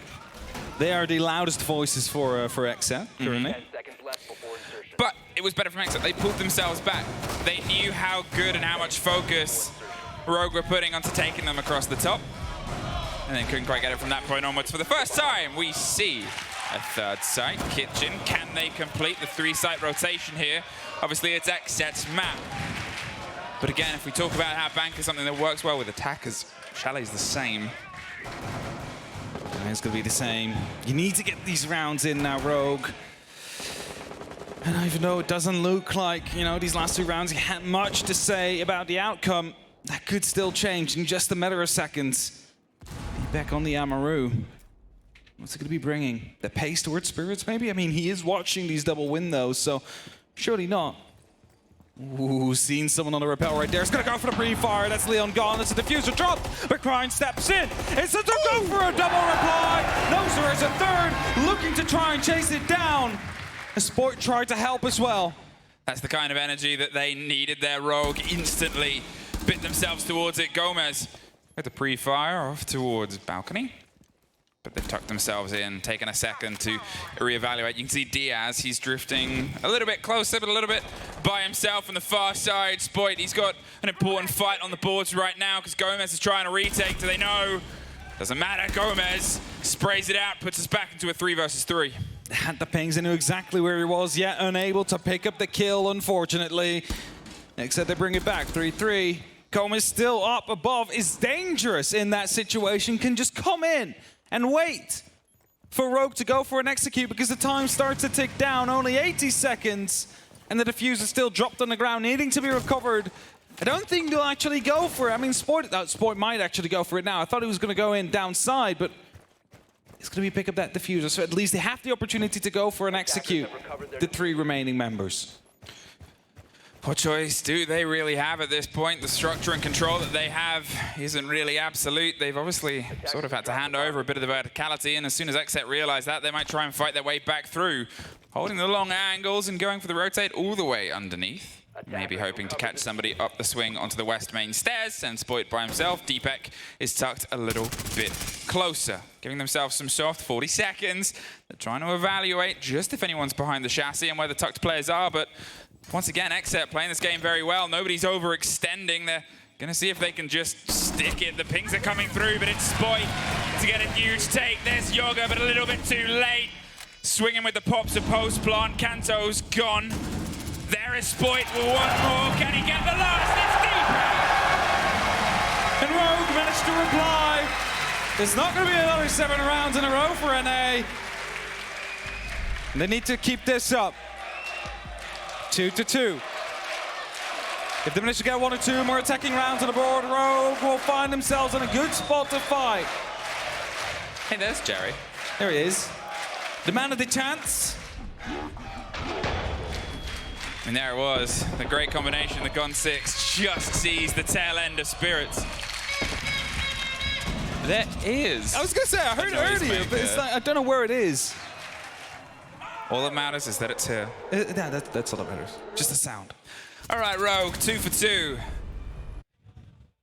That's a good cam. Big reactions, you might make it onto the big screen. 2 for 2, Rogue. You found, matched and improved on your performance in the last map, but there's still a lot left ahead of you here. XSET, they've been able to take 2 of their defenses. They still have more of an opportunity to pull a couple more at this point. Rogue has got to see if they can try and drive themselves through. Once again, back towards the bar site. This one, it was a little bit back and forth. 1 kill potentially goes the way of Rogue, and you potentially have a different round. But it's not a game of potentials. It's a game of what's on the board on the top center of your screen. And you can see it starting with a difference on the top center of your screen. Rogue is all the way on Solaria. Spoit looking to put some early pressure down. Drone coming in to get that information. You might want to get a grenade to follow up shortly. Spirits is playing close around the bathroom door, but will fall back. Knew that earlier on, grenades were coming in quite close, so you don't want to have that happen again. Kento up onto balcony, managed to pick up a double kill earlier here today. Gets picked up this time. Gomez shuts him down. Sprayed over the top, XSET. They have their opener, Kanto Ricchetti removed. Earlier on, still a lot of Rogue, but this has been a kill that's gone without an answer, which has often led to disaster. Spirits is about to be under maybe a little bit more pressure. There's a player inside. Do they know? Well, not that close. The next, they've all slipped away. Spoit, he started to activate with the roll of the finger. And there's the next, I said it. He finds another. Gomez taken out. The Swedish Wonder Kid isn't quite done yet. Deepek now offering some help as well. Onto the balcony he goes. Just quickly opens up that window, realizes that there is some phones that can be hacked.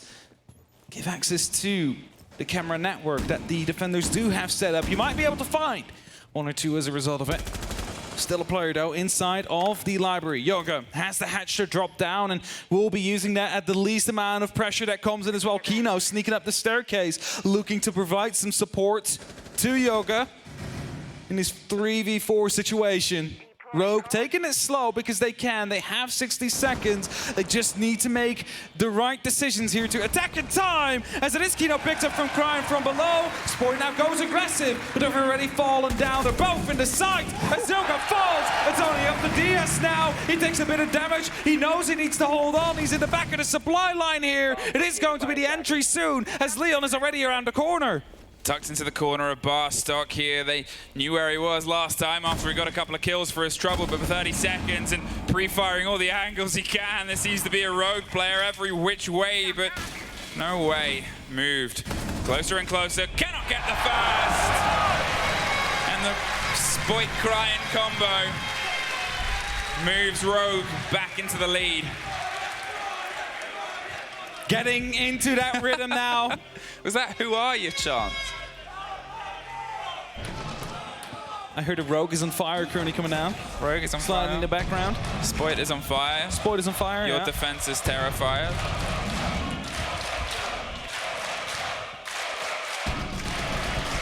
It's wonderful having all of you back here in the venue. Yeah.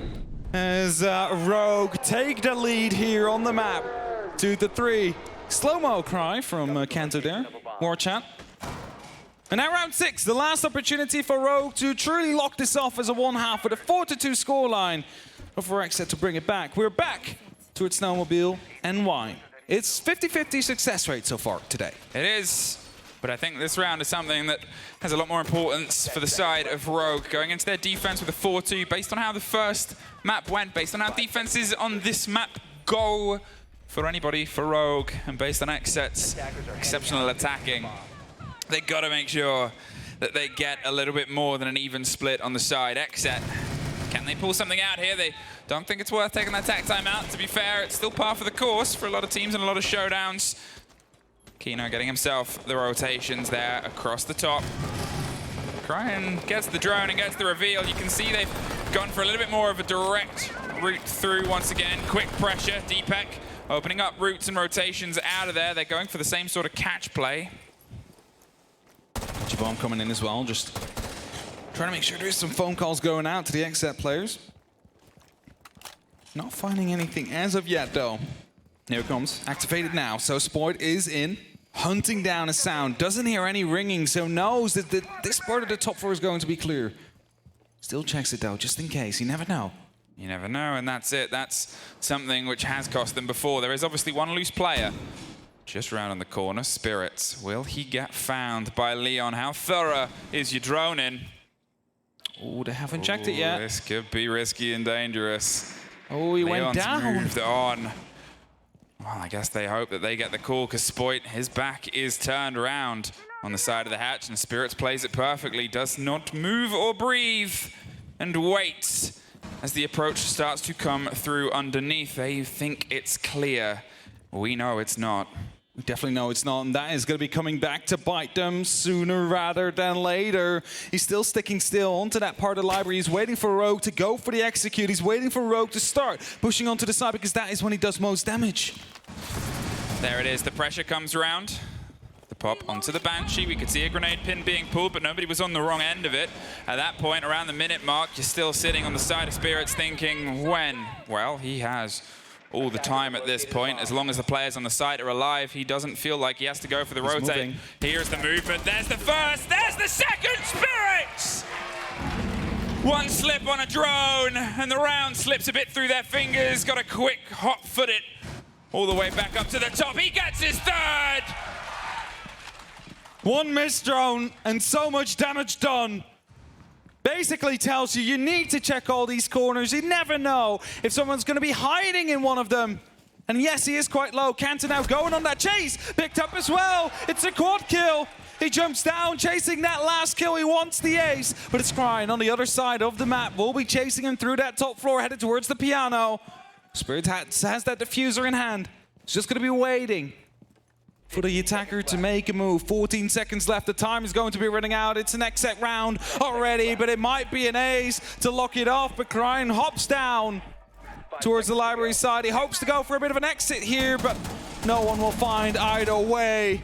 XSET lock it off with 3-3 after a huge play by Spirits and the missed drone from Leon. A deadly round from Spirits there. He was in the right time and the right place to do the perfect amount of destruction on that approach. A 3-3, it's still obviously far from over, but an even split there. It does not make things easy. Great exchange there from the side of Spirits. The premonition to know when the next was coming through. And the fourth. You can only praise him for that round. He did everything right. Of course, helped a little bit by a small mistake, but he did everything he needed to do, and the round goes to XSET.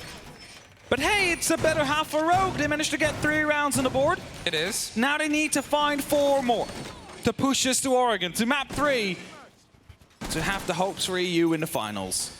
Well, one of the slight concerns for me for the side of Rogue on this is that on their attack, Spoit is always a big drive. The superstar player has a heck of a way of moving through a map, but when the map's being moved against him, sometimes he cannot quite find the same energy. And in that opening half, he was a big draw and a big reason for them to take the rounds that they did.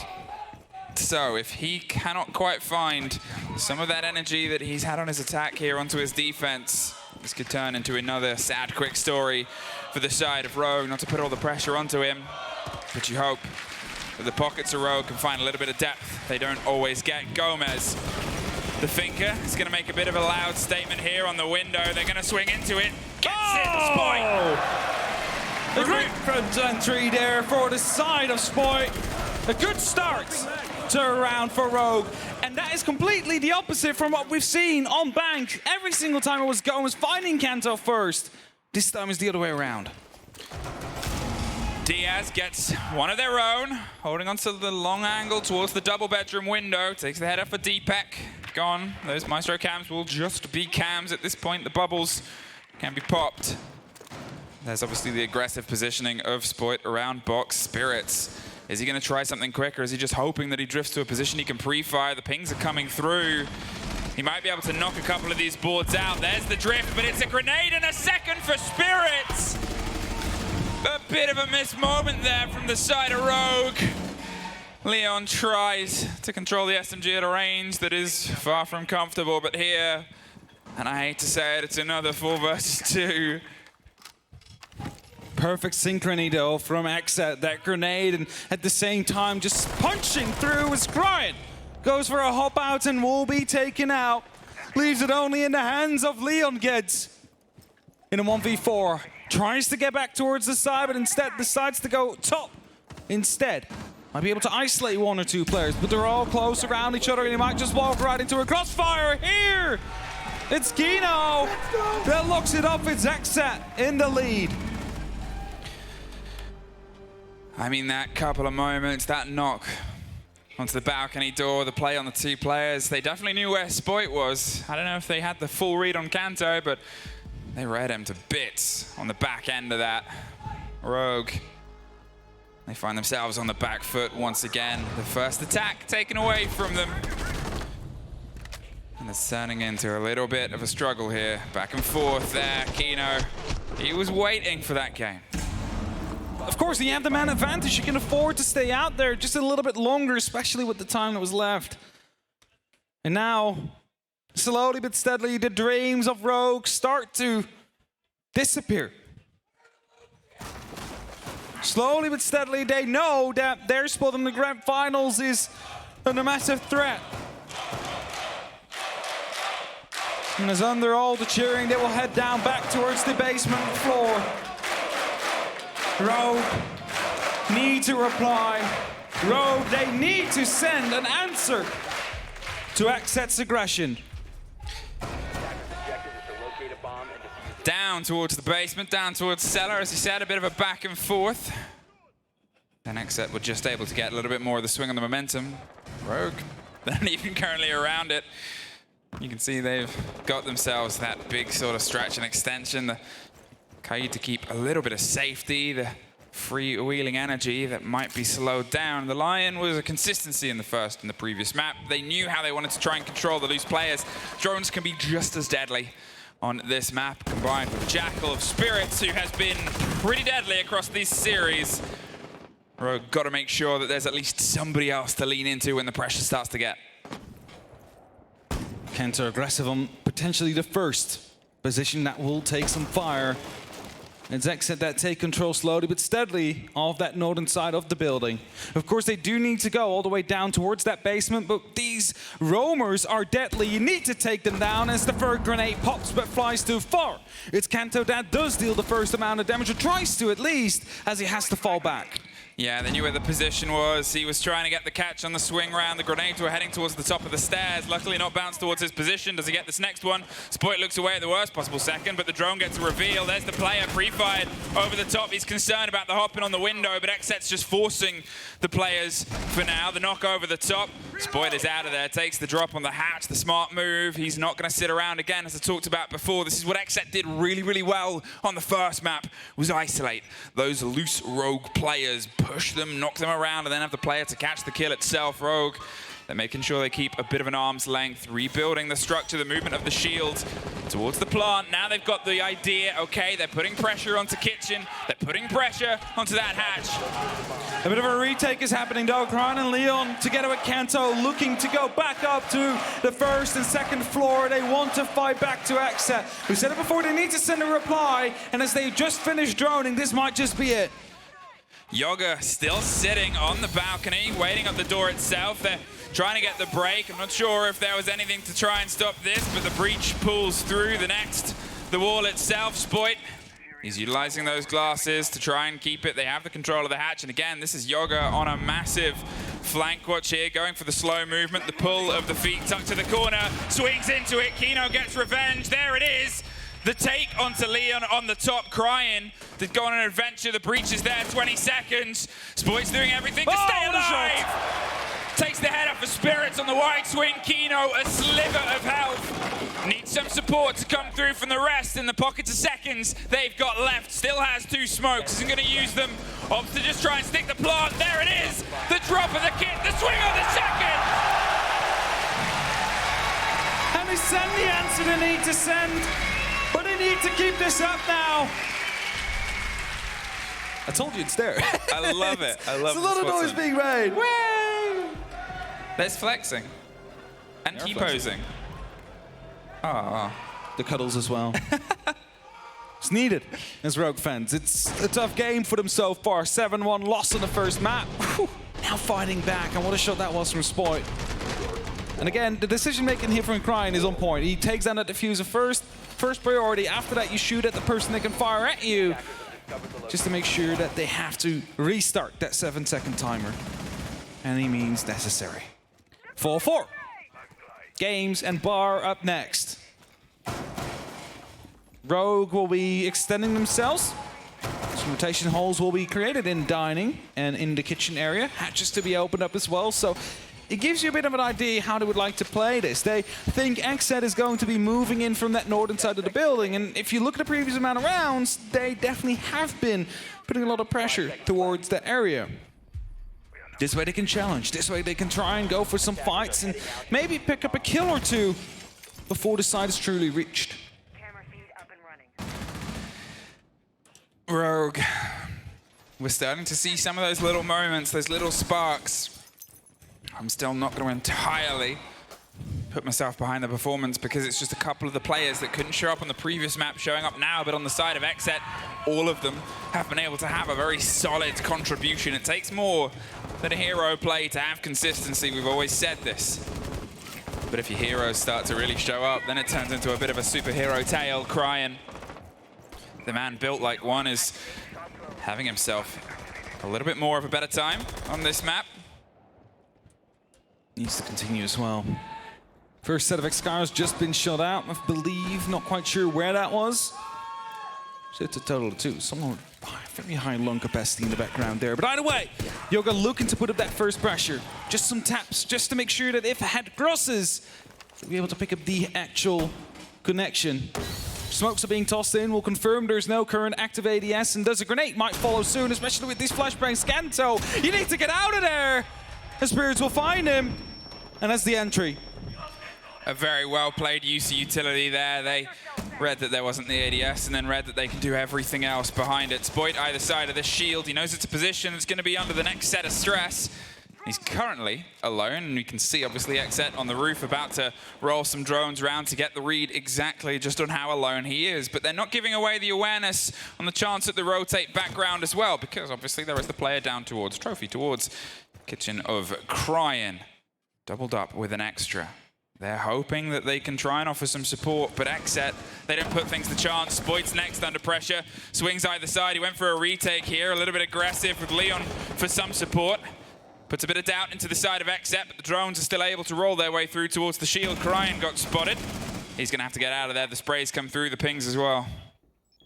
Rogue under immense amount of pressure right now. They're slowly being pushed back towards the site, just where XSET want them. But 45 seconds left on the clock, and as long as Spoit can hold on to this top blue staircase, he might be able to deal damage as he gets one. He's completely stunned, but a grenade comes in, doesn't take him out though, as he falls back to the actual site. XSET push behind the use of the grenade, make sure that momentum works in their favor with waves, because they've only got 30 seconds to try and wave and break the shores of the site. The verticality is falling into their favor.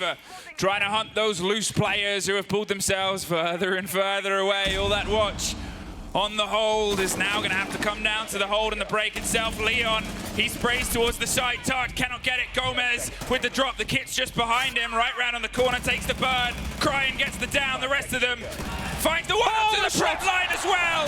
They have to come off the stick. It's a great take, Aquino, but we're out of time. No! Somehow managed to bring it back. It's slowly starting to fall away from them. They had 3 people drop quickly. The Blento's going down, but with the beautiful injury to come through, that was clutch. That allowed them to stop it. It is Banana, yes. Signed by quite a lot of the talent. Have you met Banana already? I haven't yet, no. I haven't yet either. Technical timeout by XSET. 45 seconds to discuss. As Rogue is starting to get back into it, this is their map pick, and of course, they won bank with a 7-1, a very convincing scoreline. Rogue nowhere to be found. But the replies, the answers are being sent back now. Rogue is trying to make sure that Oregon is up next. You're starting to feel like Rogue are hitting their shots a little better than they were in the first map. We did see towards the tail end of bank, whether it was because of how bank had gone, or just how they came into it, things were a little bit shakier than what we expect of that roster. And XSET, they have been as steady-handed throughout this showdown as they have so exceptionally to get here. But we are starting to get the semi-final, I think, that people wanted from these two teams. Who is going to be the first to put themselves onto map point? It has so far been pretty much blow for blow. Nobody has been able to thread more than 2 rounds in a row in this map, obviously. The first was all 7. Yeah, that was quite a performance coming out from the side of XSET. Rogue have been unable to give a complete reply to that one. Not 7 rounds on their own, but at least they are managing to get back into it here.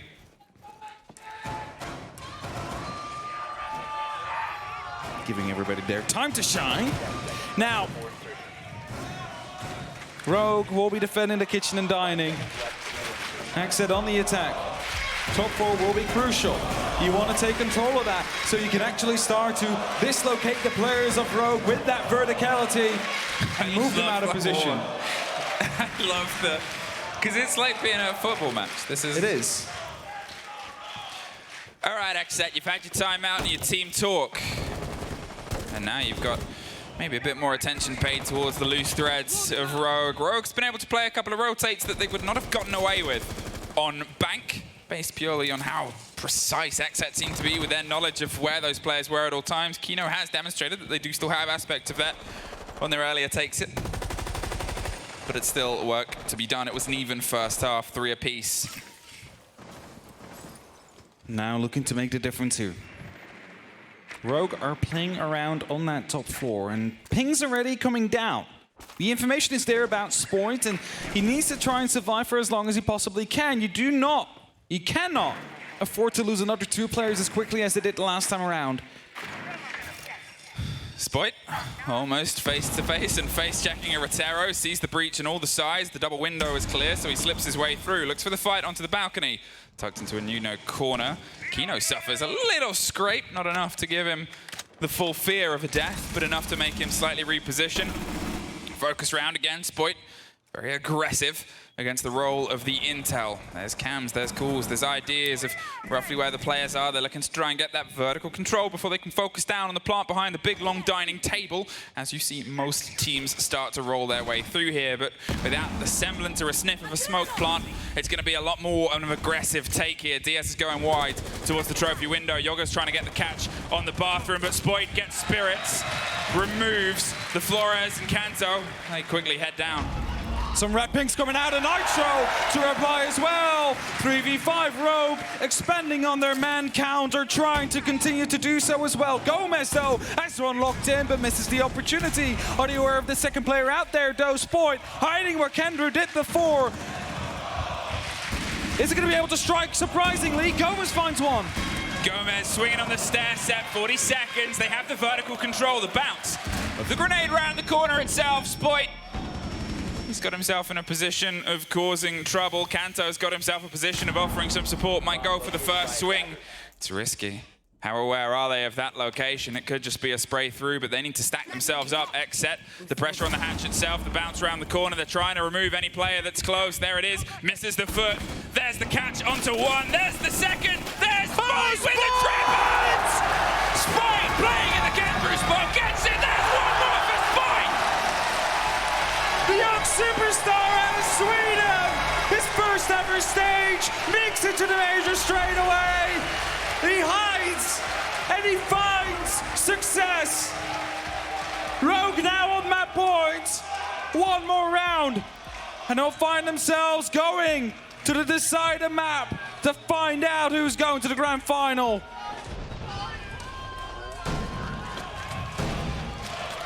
We'll just let the audience, we'll let that bleed into the mics for those of you watching from home.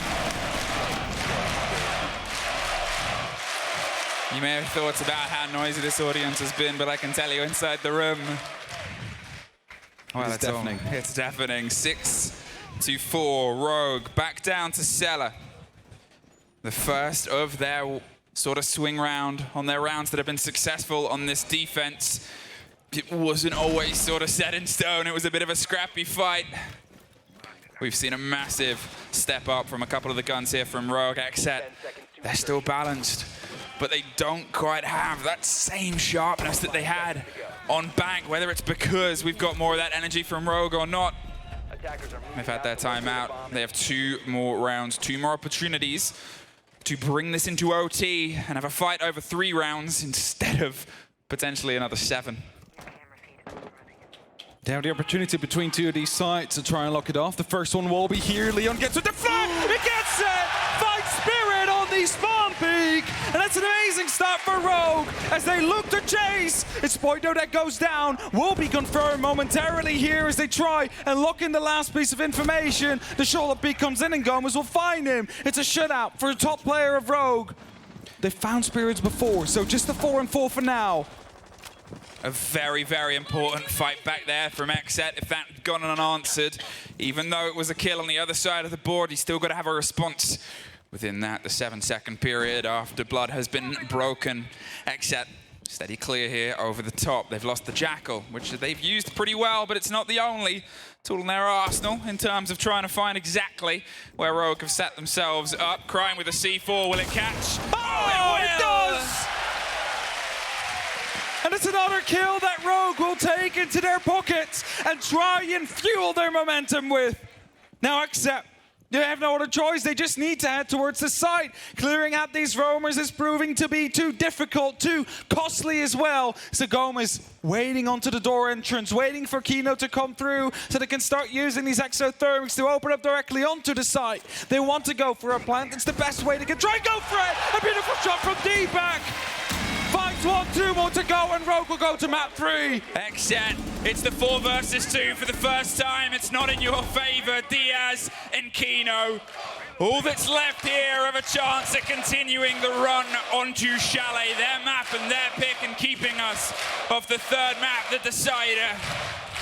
They're stacked up with a minute to go. The burn on the utility Rogue, they're offering a little bit of a shoulder, a little bit of a peek, but nothing too deep, nothing too much of a swing. Kino, he's going to see if he can stick it. Currently, they're just tucked onto the door itself, not for very long. Diaz gets one as a response, but the kit is right in the firing line of the player watching on blue door. He's well aware. The bullet's over the bow. Rogue win map 2. We will be heading to Oregon. Rogue is not willing to die. Get in the bin, as they say right there. And now, as they bring it back, they stop the bleeding from the 7-1.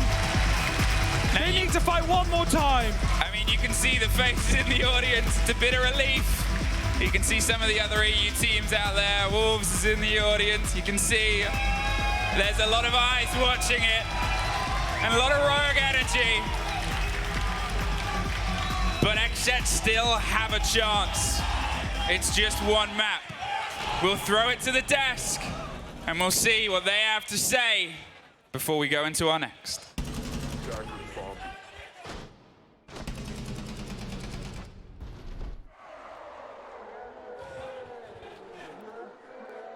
On the board. What a Chalet we've had, and the teams winning one another's maps. Yes, they did. Milos, the streak is over from Rogue. You know, we were backstage, we were talking with some of the Rogue analysts and support staff, and I asked them, are you worried about Chalet? Instantly, no.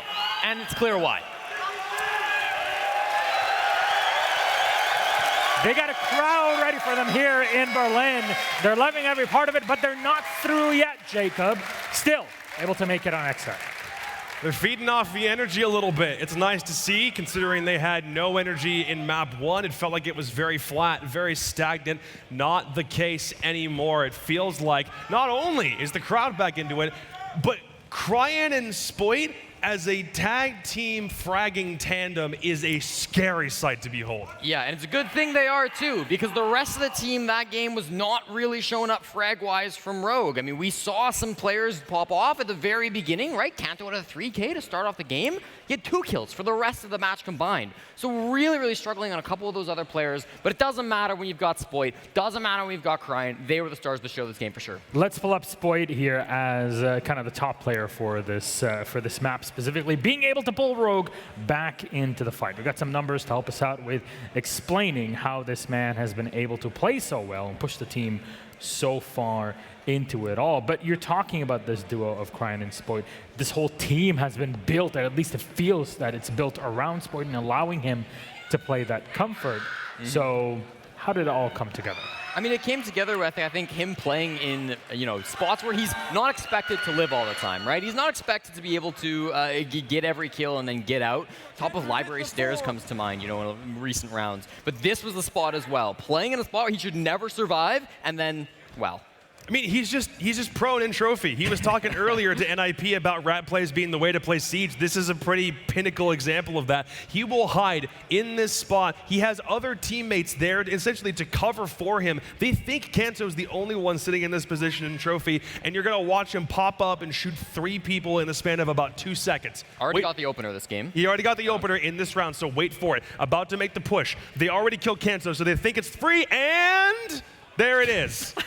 2 to make it a 3K, and then 1 more on the back end to clean up Diaz. That kind of coordination, the sort of flexible play, and the way in which you use the element of surprise. If you don't drone everything, it felt like XSET's drone game actually was off in this game a little bit. Yeah, I mean, the aim was a little bit shaky when he pops up at a trophy. Still got headshots, but he finds man. the heads, man. He finds the kills. That's all that really matters. And in that situation as well for XSET, they just don't have time to drone, right? No team in the universe is going to check that spot. It's just way too difficult to try to pinch in and get the kill. This was that nice little round from round 1 where Kanto started to pop off. We've got general highlights going through now. I really did feel like this was a game where we saw Spoit and Cryan steal the show.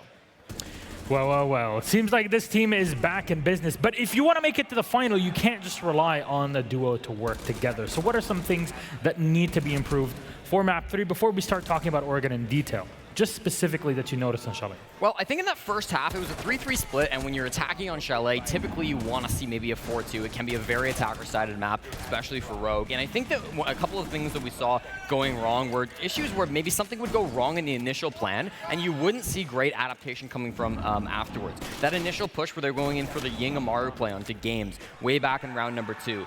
They tried for the push, it ended up in a 2-2 trade, but then they had no more smokes, no more Candelas, no more nades. They had no way to actually make the 3v3 push work, to actually find picks to get the round going in their advantage. Then you take a look at the final round where they went on attack. That was a round where Spirits was misdroned up on the top floor. He was hiding inside a library, and he doesn't get away with just 1 kill or 2 kills, which would have been a minor inconvenience. He gets 4 kills from that position. So those small mistakes have been really tumbling into bigger ones, and that's something that I need to see better from Rogue going forward. Yeah, and for XSET, it felt like their defenses were always explosive, but it's almost like they went back to the old XSET attacking team, which is the one that was middling in NAL in Stage 2, the one that we had a lot of problems or question marks about who's calling the shots, how are they IGLing. They had plenty of pushes in this game where what they did on attack was simply falling apart at the seams every which way. Attacks that took until the last 20 to 30 seconds sometimes to get going, to a point where I'm like, are we back in 2019 scene? Just 20-second meta thing again? Which is not a good thing to say. No. Yeah, this XSET squad has cleaned up so much about their attacks over just the past 5 weeks or so, and to see it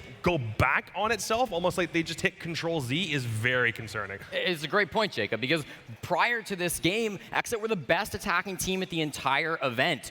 58% win rate on attack, and then to go with just 1 singular round win on attack is a disastrous result. They can't have that happen again.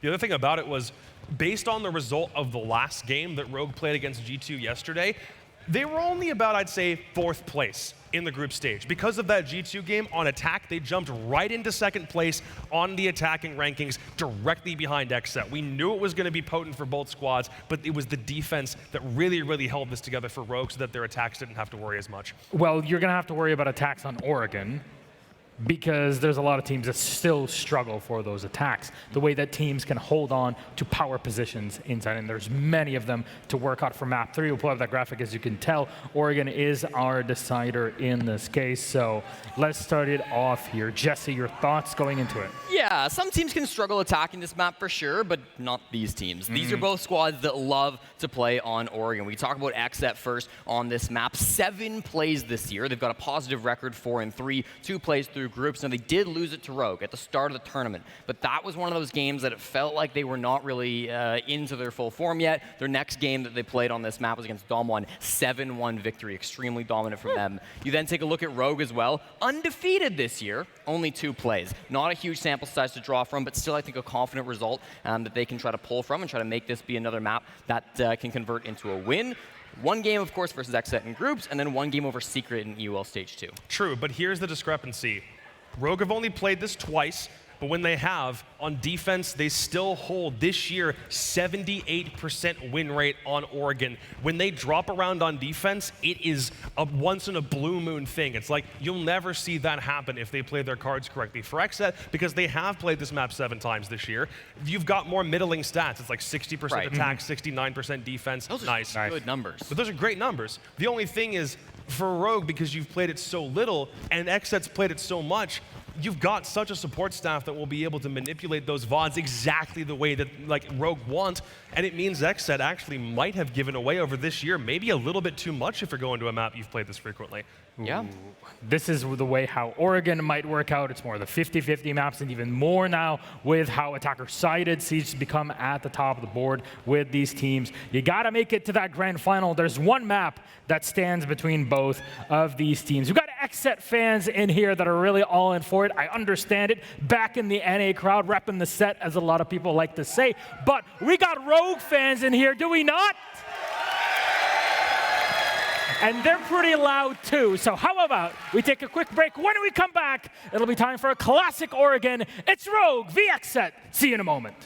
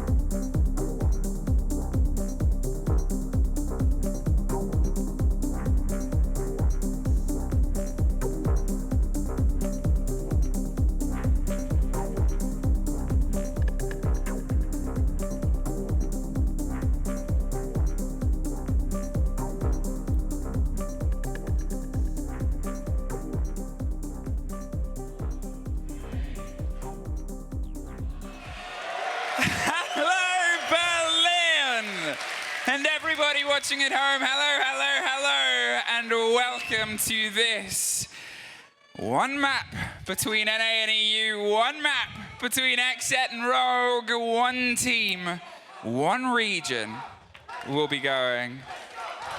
And face off against Latam. Well, the eventual one is going to be a maximum of 15 rounds. We will see here today in Oregon. These two teams, they met once before on this map. Back then, it was Rogue that took the victory 7-4 as the very first game in the group stage. Group A, of course. XSET are looking to take revenge in Oregon and make sure that they can continue their win streak in overall matches. Right now, they're on six matches in a row. Now I know we find ourselves just having a moment. We make sure everything's ready to go. They set it on the desk a little bit earlier, Oregon. It's familiar territory. And I think it's fair to say Bank was pretty one-sided. Chalet, a little bit of a swing back in the side of Rogue, but here, there is nothing else to come into this other than the game that we have ahead of ourselves, the energy, the momentum that they've built up before. They've got to spend it now. And they don't just have the weight of their team. They don't just have the weight of this fantastic audience in this huge theater. They don't just have the weight of everybody watching from home, but it's the whole region. The entirety of NA looking towards XSET. The entirety of Europe looking towards Rogue. Only one region can progress from here. And after we just had an amazing map 2 on Chalet where Rogue was able to bring it back. I love this shot, by the way. I love this shot. Yes, true. Beautiful. For those at home, they're not actually playing like that. No, they're not playing like that, don't worry. I'm hearing some great chants. I'm hearing a They're starting to come up. Venezuela. Yeah, some air horns as well here and there.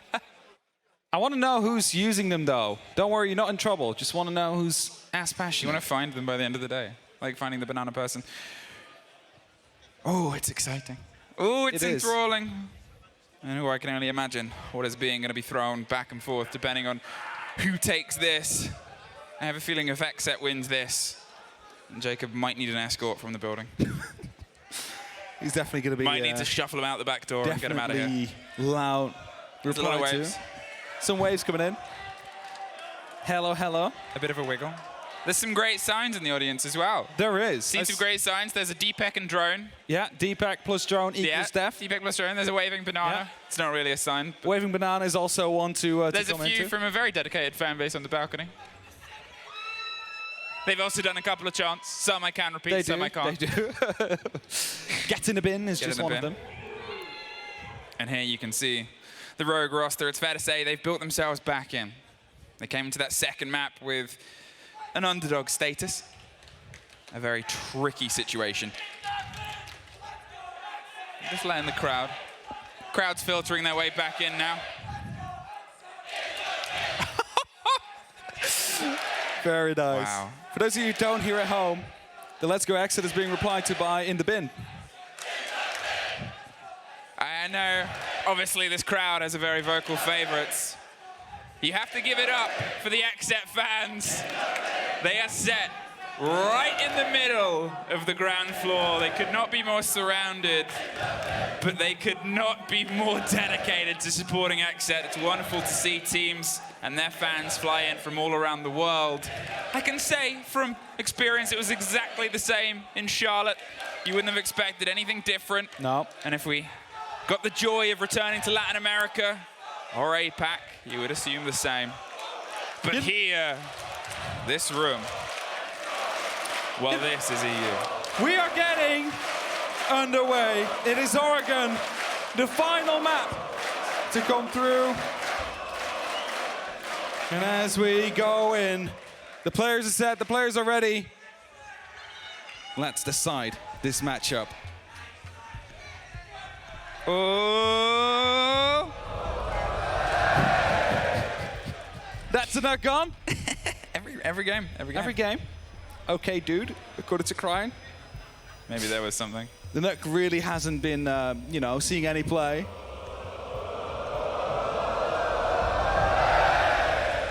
The floor is to be removed as well. Logical choice on a map like Oregon, where especially Elbow is quite you know, easy to take care of with Flora's drones. Leon, look. I'm not sure what Kino's doing. Kanto's joining in on the wave, by the way. Getting the wave in on the bands. Yeah, they definitely are.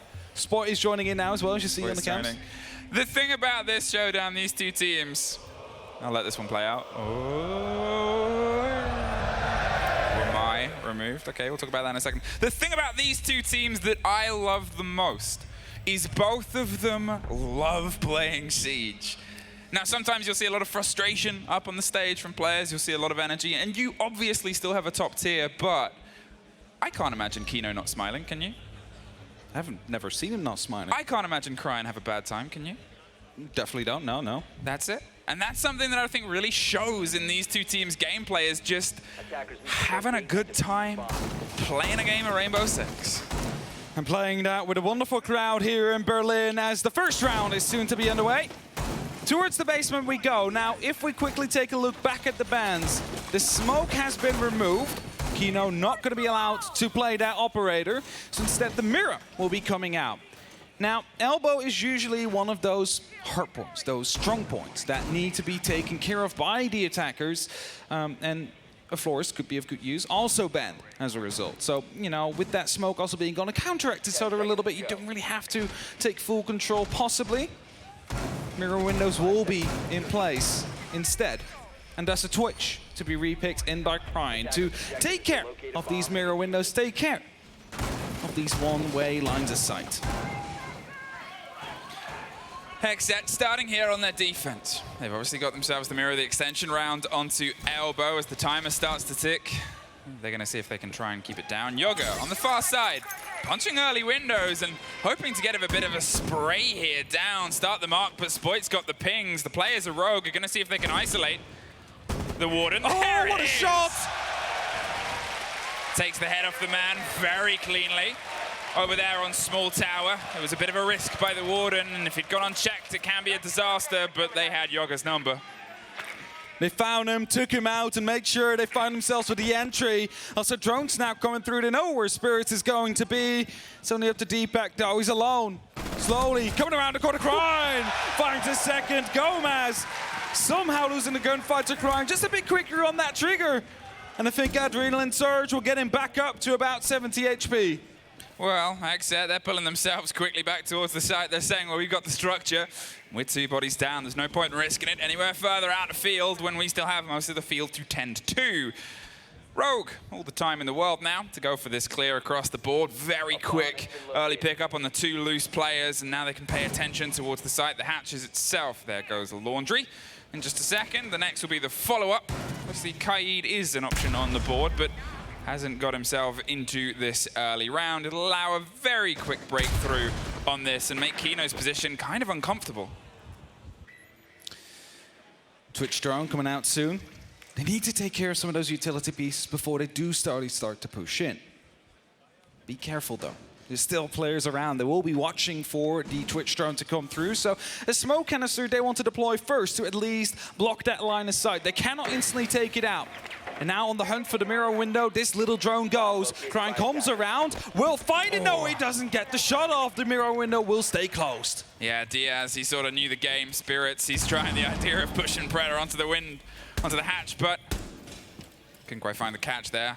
You can see Rogue there pushing, they're prodding, they're trying to fish for the XSET players. XSET aren't quite handing them too much, and with that mirror window still intact, there's not going to be a straight route down the laundry stairs. 30 seconds, Rogue, and they've got to start trying to put the pressure on towards the site itself with the hatch open. Leon takes the drop right into the box, but it's the pillar swing that's his.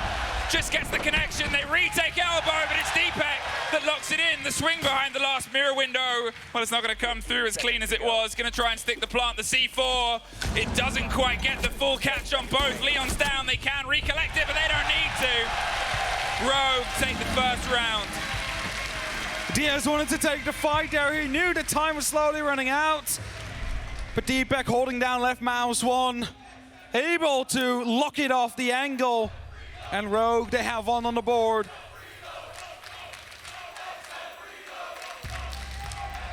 Not quite sure what it is currently, but does Rogue have a bit of a discussion? You know, a great first round.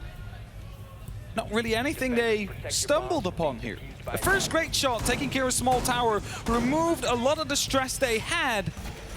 And Crine as well finding one onto Dorote back towards the actual site. So across all of the maps of this series so far, we've obviously seen the first round go the way of Rogue every single game. Is that a Mexican wave? Okay, maybe we can try and run that later, but as I was saying, we've seen the first map, or the first round of every map go the way of Rogue. However, it's always been on the back of a bit of a 3K or a 4K, something kind of big from a single player. It was Leon's swing against the Monty in the first. I believe it was Spoit in the second. Here, this is the most spread that we've had of these early kills. More than 2 players have got them.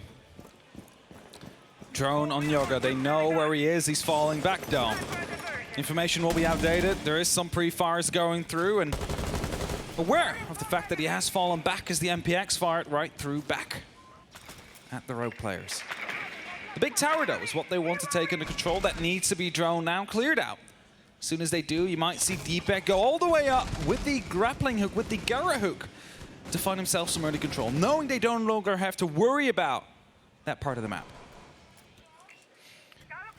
They haven't quite been able to get an early catch on an XSET player. XSET, they've pulled their cards a lot closer to the chest because, to be fair, if you're looking at when Rogue's push came through, it was quite late. They locked in a couple of the kills, but the kit was cold from the C4 at around the 15 seconds left mark. It's something that XSET can play into. They can sort of try and force that time a little bit further, and as I also pointed out before, the Kaid is on the board, the hatches now. They're going to be a lot more troublesome for Leon to be able to pop his way through. So this, 2 drones ahead of Spoit, right down inside. They're looking for that. The claw caught out. There's one on the hatch itself. The next to the Twitch drone might be able to roll a bit further, but Leon can buy Spoit a little bit of safety. At least puts up that pressure into the hallway indeed, and that allows Spoit to start moving up a bit, only having to worry about the hallway and potential mirror window in the little side office. Still pre-fires going down left, right, and center. The drones haven't digging through yet. I'm not sure if that hit. I think or if that was did. Diaz. I think he hit Diaz. Not a Twitch drone left, though. No, mirror window's still closed. Diaz. You're correct, but as you said, Crine has the next one, but he's got to go across a bit of tricky territory. There's the drone hole. He wants to take the risk, but he's not going to get further. They knew that it was coming, and at that point, Rogue, they've got to rebuild and restructure. They're not quite going to be able to force them out of laundry the same way. The chains of the hands of Kit. One of you's got to take it. Well, they'll leave it there just for now. See if they can try and swing around, get the control of it. Deepek down onto blue. Took a fight here before. Krine's there for support, but Spirit sitting around in Shaiko is going to cause more of a problem. Drones come through. They know one is around in this doorway here. They need to take him out. The first grenade, not far enough. Will find not the injury even. Spoit still lives. They will take the gunfight instead. Kanto wins it out. They shouldn't have lost that one. Crine aggressive now as well. As Spoit gets grenade kill. Crine fights long. It is Gomez. They will find a reply though. At 2 and 4, 30 seconds left. He goes aggressive in the pillar and dies. Leaves it only up to no one. Rogue with a very decisive bottom floor attack are able to find the second round. Well, the crowd was loud after the first round. Portions of the crowd were on their feet for the second. And even some of the Rogue players. XSET, this is the first time they've not been able to take the second round of a game and had an instant response for what's being put ahead of them. But they're not going to see if they can try and, I guess, get stuck in that. We're going to find ourselves pushing on a little bit here. It was this, almost the moment that Spirits could have found, and to be fair, a moment that Spirits probably would have found on the previous Leon round on the backside. I'm going to be even more specific about that. If Spoit would have been found, that grenade would have been dropped, and it would have been a team kill as a result of it as well. It would have been 2 for just a single bullet to come around the corner. So for them to fall back, for Spoit to stay alive, and Kanto to instantly reply, really turns that round around. Top floor, we're deciding to not double it back or triple it back.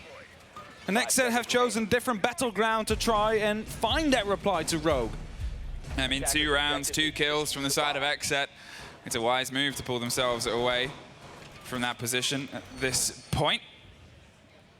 But what's the point of the next start on a push here? Spoit, he's looking, he's eager. He wants to try and do as much damage on these attack rounds as possible, obviously. Quick clear and clarity underneath. They want to try and do some depth charge fizzing with grenades. There is one player around servers, around the swing, just to the right-hand side. Do they have the ping? They have an idea that somebody's in that territory. They're waiting for the full call, and just where they are, make things uncomfortable. Kanto's there to offer some support. There's the exact ping. They're tucked in. This is probably going to burn the gate. Will Spirits get the shot off? Yes. Keeps that gate alive. Means they're going to have to try and force it elsewhere. Maybe with a grenade, maybe with a drone. It wasn't completely reinforced off though, so there's only that one doorway you can really put pressure on. All for the hatch below. You might be able to get a grenade over the actual top to find him in that position, in that corner. And Spirits just holding tight, wants to make sure no one can jump in that window, but he's super stuck in that position. The hatch is open underneath Spirits as well. He can take a very risky rotate out if he wants to see if he can find his way around. I'm not sure if Rogue have the call on that, but with grenades, they might be able to cause the reverse problems. Over the top, they're just going to get that taken care of, and they should be able to breach through the corner of this and give themselves the route into Attic. Leon, he's tucked around on the window, getting the clarity with a kit just around the site itself. He wants to keep this a surprise party. The party is putting bullets in a player that rotates out of Trophy's face. The call comes through, and there's the follow-up, there's the hit, and there's the strike. The Azami barricade makes things trickier. There's the swing of the shotgun. It's Kanto that ensures they connect with a kill. They're underneath now. It's not entirely safe. Kino, Diaz, and Leon all took scraps and scrapes throughout the engagement over that window. 2 grenades though in pocket, just one left though, and Kanto could try and get that in from below as Crime puts a bit of pressure onto the Attic to support to Deepak. Yoga, of course, playing in the pit.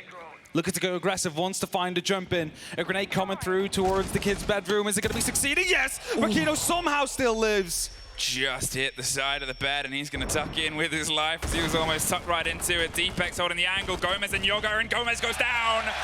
Leon has the final to the story he started earlier. Yoga's the next to suffer, but's crying.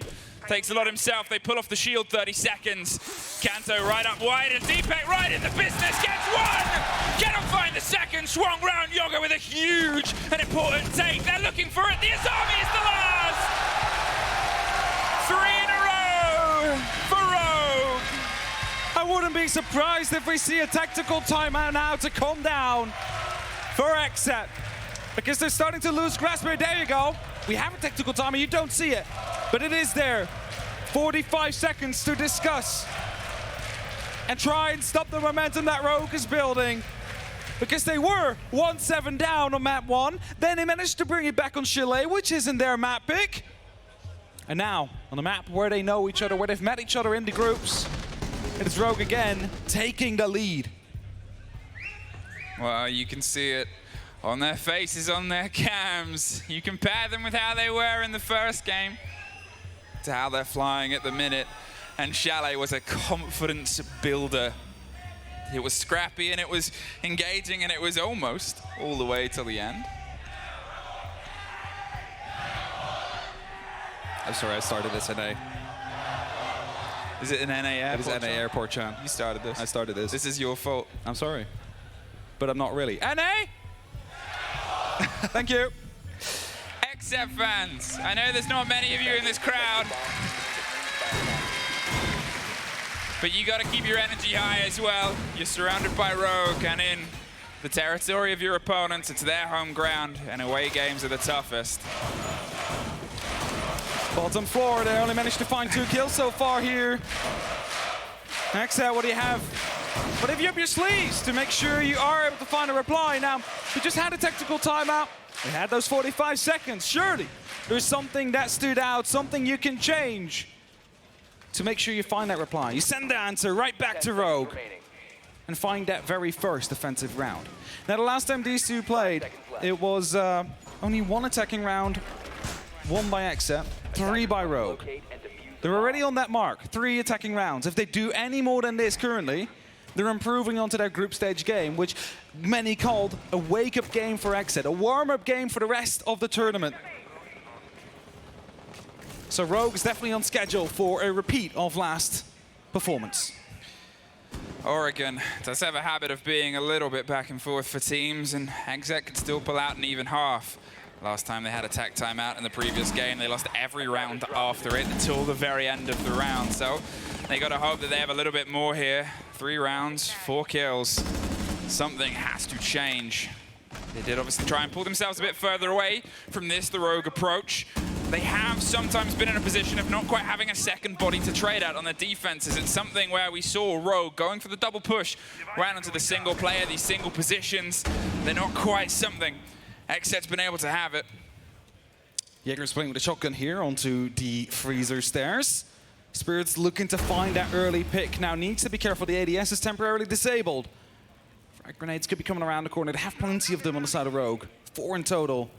But this is the change they want to make. They want to take out one of these players. A bit of a surprise factor. They definitely know now with this first one coming through. Kanto gets picked up. He goes even more aggressive. Takes more damage than he deals though. There's another swing comes through. Spoit just feeds it to him. And so does Scrying. A triple kill from Spirits. And he's looking for more on the freezer stairs. I mean, that is something that XSET desperately needed. Spirit starting to put some of this pressure in. He got shut down a few times towards the end of the last game after a fantastic first. But here, the triple kill on the stairs with the M870 waiting and taking pretty much every single Rogue face that dared to turn its face around. Deepak and Leon, the backline support structure. What can they offer here on the rest of this? A minute to put themselves down towards Laundry, the site that's fallen to their favor twice. Here, that single change and a bit of a focus elsewhere is buying them a little bit more. I'm calling a meeting. Roger bomb going off will be giving away at least some noise. Attackers could hear someone is quite close. Not the case. Leon goes for a pre-fire. He's not going to be able to quite connect. Kino will find Deepak. As Spirits will finally die. The shotgun will not find a fourth and will not close out the round, at least not now. As Leon, the last man standing, having to recover that diffuser and find 4 more kills. Onto XSET, it's not going to last. Yoga finds a response, and it means so much to XSET. They stall, they stop the momentum of Rogue, and they put one on the board. Well, there's the XSET coach doing what you want the coach to do at that point, which is bring some of the fire for the boys. And that's the round that you want if you are an XSET fan, the one right after the timeout to try and drive yourself. They still, as I said, have the chance of bringing this even, putting them on a 3-3 on the turn of the half. But for the first time, I mean, we're starting to see them get their teeth over maybe the past about 7 rounds, including the end of the previous map. I mean, Spirits in that one little, battle onto the freezer stairs had more kills than they did in the previous 2 times they played this site. So definitely the response that they needed, the play that was necessary to get themselves going. And a small oversight from Rogue to challenge a shotgun like that, without any flashbangs to blind the man, without any grenades to follow up as well. Maybe a bit overzealous, but small mistakes can be made, especially if you're 3-0 up. But you need to make sure to get limited at that spot. There's another shotgun on the board this time around. It's an FO12 on Ella. Kino running it. Going to be playing on some close angles. That's not the most common. It's not the one that you see the most in this sort of situation, but to be fair, if it's the change of pace that they need, I mean, sometimes when multiple people throw themselves around a corner, Kino can hit the heaviness of that gun that it can offer. And I have a feeling on these speakers it's going to sound pretty impressive unless you're Rogue approaching it. The Army of Spirits, they're causing problems. Just saw, actually, the sliver of a thing, but we're helped by the fact that there's an outline. They're going to see how much time they can waste here. The rotation over the top. They're concerned about somebody going for the swing on it. There's the ping on the player. Spoit wants to take this fight, but they have grenades. They can try and apply the pressure else with. Spirits gets really aggressive, doesn't have the angle. Spoit heads to the top floor. You will just see at the tail end of that rappel, and they don't trust taking this fight, not without a cleaner read, not without a clearer picture. Spirits does suffer. I think that was right from underneath, or from the cross angle even. That drone's calling it all, rolls its way around. Again, all of this time, Spirits didn't probably play this with the expectation of survival, but has taken a minute off the timer. So waste as much time as possible, and so far doing a good job. Rogue, though, we're starting to call in a bit of a rotate, it seems like, as some of them are moving over towards the dining area.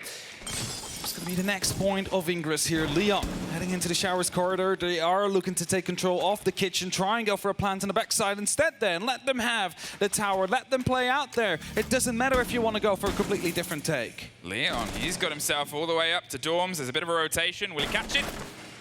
Ooh, do they know how close he is? It's Leon! He's able to find out the Gon 6 pops, and it's Leon who pops one more. They flooded their way in. Gomez, he's the next to suffer a bit of a scrape on the opposite side. He's going for the retake attempt with the shotgun. There's a swing onto the window itself. They cannot quite find him inside Trophy, but they took that second minute after losing the first. And they made up for it. More than likely, Cryan finds Kino. Gomez needs to create a rotation as the site, or at least the kitchen, has fallen. Spirits goes aggressive, had a bit of information, but he gets picked up as well. Spoid is going to be able to shut him down. Gomez now in a 1v5. This might be a flawless right after the tactical timeout as they manage to find a response. Spoid! And a flawless round from Rogue. 1v4 in terms of score. Rogue has outdone themselves compared to the previous time they met XSET on Oregon. And they can do even better than that. There's another round to be gained, and so far Rogue and their attack have seemed unstoppable. That was the second for Leon Gids. We talked about him being a bit of the engine of the team, the heart of the region, and now he's in a position where he's able to try and drive them further and further forward. He was a bit quiet in the first two maps. He's being as loud as he needs to be on the second XSET. One more chance to see if they can try and put themselves on the wrong end of the 4 versus 2. We have not had that yet, but we have had a 5-1. And I think this very hefty EU crowd remembers that it was not in their favor, but I have a feeling they wouldn't be against it. Definitely wouldn't be against a Rogue 5-1 to be on the board next here on Oregon.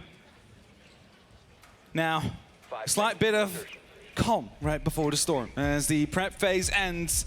An XSET defend for one more time unless we do reach overtime. Rogue on the attack. They've only really lost out to one round, which was due to the Jaeger shotgun on the freezer staircase. The 3K to come through. You need to make sure that that doesn't happen again. Now, Jaeger's not running a shotgun, luckily. Steepak is rappelling up. They want to take care of Spirits this time, but again, similar kind of barriers around. It's going to be difficult to get rid of that player out there. So, what are they going to do about it? Like, are you going to get grenades in from below, maybe? Well, Kanto, he takes a bit of a scrap. They've offered him some support this time, but Yoga pulls himself away.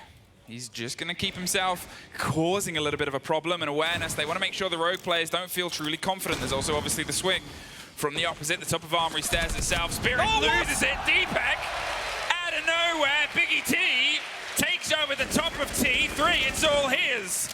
1 kill. Now Yoga has to pull himself back, get himself down towards Pit as the drones start to roll their way a bit closer. Using the Gera hook to take control of the tower out there.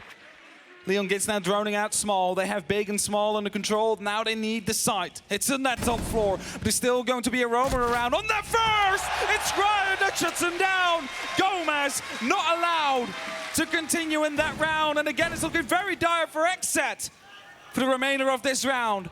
90 seconds. They need to slow down the pace. Rogue is droning out. They're using everything they have to their advantage. They want to get all information they have. Diaz, he's inside Trophy, and they're going to see if he can be the next one that they mount on the Rogue wall. Pushed over Armory stairs. All of this from Rogue has been so quick. Spoit pre-firing towards the back of the shield, but look at Deepak on the rotate on the opposite side. Kanto's there to offer them something. The shield will get dropped. He needs to lean in, and he does. Now he looks towards the next possible fight, but it's a grenade over the top. Doesn't quite get the full catch. Hits the back of the box. Kino suffers on the side. Forced back. Yoga's going to move back into it. Cannot quite get the full onto Kanto. 50 seconds. Diaz on the double window, waiting for the hop in, and Kino waiting for Deepak to drift a little bit too wide. He wants to go for a bit of a flat push. The blinds come through. The push behind it. Cryan. He suffers. There's Deepak. There's Deepak. Biggie T on the back line. We are sitting on 5-1. What a massive play from Biggie T! Not just that one, but also into T3 earlier. They distract Spirits. They go in, get that kill, and now as well. Onto the attic they go. Use the attic, use the speed, and find the 2K. And Rogue only 2 rounds away from making it to the grand finals. XSET, they are looking a bit shaky, and there's no two ways about it. All of the things we said about Rogue in that first map, the struggles of the connection, the confidence, everything XSET have done so fantastically in that first map, in every single map they played in the tournament before they last met Rogue. And Rogue in Chalet rebuilt the mental, restructured. And I can imagine that the 5 players Rogue has on the board are probably a little bit more relaxed than I know the support staff they have behind, who I've seen fretting throughout this week tournament. But at this point, with the history of the fact that these two teams, last time they played, Rogue took 4 of their defenses. And they only need 2 this time around. It is looking like Rogue have set themselves up for success here, but we have to say it Siege is a game of 2 houses. The first E1D pops. It is often followed up by a bit of aggression, but this time not the case. Rogue not receiving anything just yet, but just a couple of seconds of standing still. Who is going to be the first engagement? That's the guessing game here from the side of XSET. It's a team that can use multiple. What's the theory? Deeplek plus a drone equals death. Well, look at that. There's a C4. There's the catch. It gets him! The signs are true. Give the man an Echo drone and he will find you a way to find those entries. Kino off the board. That's your heart breach. And now, again, spoiled. He took some damage, but so be it. You find an important member of the XSET area. Hatches will stay closed. Well, look at that. There's another drone. That one should get caught by the grenade. It's a roll and a push back. They might have found themselves still with some safety. Yep, Deepak protected it. So they'll be able to keep utilizing that in that aggressive swing position. But Cryan, hey man, what are you doing? Just chilling out on the top floor? Fair enough. Yoga's not too far away. That could turn into the moment here if we talk about the times that we saw around defined on the previous map by the fact that someone went unchecked. Well, there's another one, Cryan. He's going to open a breach one way and take the motion somewhere else. There's an Echo drone hitting Diaz. Deepak's always watching, always offering the support and sort of saying no entrance. There's Cryan. He looks for the fight and he finds it! Cryan's knocking on the door. Spirits has to try and swing his way down. Gomez is going for the recollection of the kit itself. The sight is down below. They've locked the angle. Spirits is going to move in behind him. He's going to see if he can become a little bit of a surprise factor here, but nobody's offering anything just yet. There's a dance round. There's the reveal. He's concerned that the pillar player might get him, and he's very alone. Gomez is offering something from the side of Laundry. The kit's got its way inside the pop of the Echo drone. The drop from the far end. Spirit's all that's left to keep us off map point, but he's not left long. Another flawless round from Rogue. And I have to say, the confidence on this squad now is at an all-time high. The fact they just go outside. Deepak is spotting him. Deepak is sending out these pings. You know what? We just exploit. We're sending Cryan out the front door. And we make sure that we get that kill. EU. It's been a long time since they've felt that sweet taste of success on a major stage. It's been a long time since they felt themselves in the final. And here, Rogue, they stand just one round away from it, from falling on the wrong end of a 7-1 to sitting on the right of a 6. One more round, Rogue. XSET, the energy you've had, all of the lessons learned, and all of the play that you've got to get you here, and have you pretty much only dropped one map. Now you got to see if you can try and funnel it into one of the biggest comebacks we've ever seen. Now we've seen them get 7 rounds in a row. It's not impossible for this lineup. However, Rogue are on a different level right now. The confidence that they bring is carrying them across the finish line, or at least really close to it. I like how we didn't have the Spoit mouse cam. Yeah, not yet. But instead, the left-hand keyboard cam. Important as well. Mechanical skill is both the mouse and the keyboard hand. It's both the skill. Kino. I just want to go close around the corner there. Massively stepped up throughout this tournament up to this point. And there's Spoit! I talk about his mouse hand, but you got to pay attention to the rest of him. Rebuilds the door and sort of says, no entry, you're barred. Gets one. And that is going to be a 4v5. An early entry. Gomez off the board. No thinking, no nades, no gone 6. And XSET, they might be overwhelmed a little bit with the sound that's coming out right now, but also with the confidence that Rogue is using in every swing. As a wise man once said, swing or be swung. That's exactly the game that Rogue is currently playing. It's an entirely different team to what we saw on the first map, and it's an entirely different couple of players to what we saw in the second. And unfortunately, from the side of XSET, they're suffering the same thing, whether it's the heat of the series or the fire of spite. Rogue take another body. Just 3 more separate them from a seat in the finals tomorrow versus a Latin American team. Just 3 separate NA from falling out of this tournament in the semi-finals as the 3rd region place. XSET, they're going for the break over the side of Armory. They're going for the pressure. Cryan is underneath. Cryan gets most of Spirits. He's going to tuck himself in. He's not going to follow up, though. Nitro. He has no need, because he's got the Nitro. Spirits gone. Yoga gone too. One more Diaz. Get to your feet.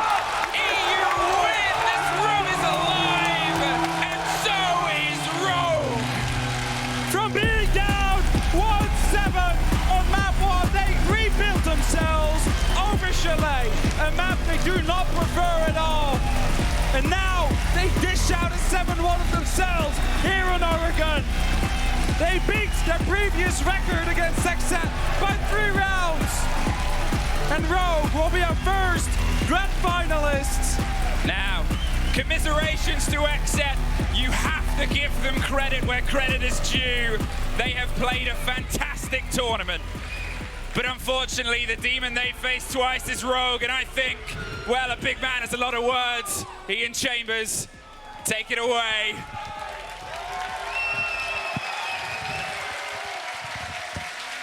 Anybody want to hear from Leon Gids? Hey, Leon. You come here. Well done, brother. Come sing with me. The energy up here and down there is really something else. Rogue have just booked their place in your grand final.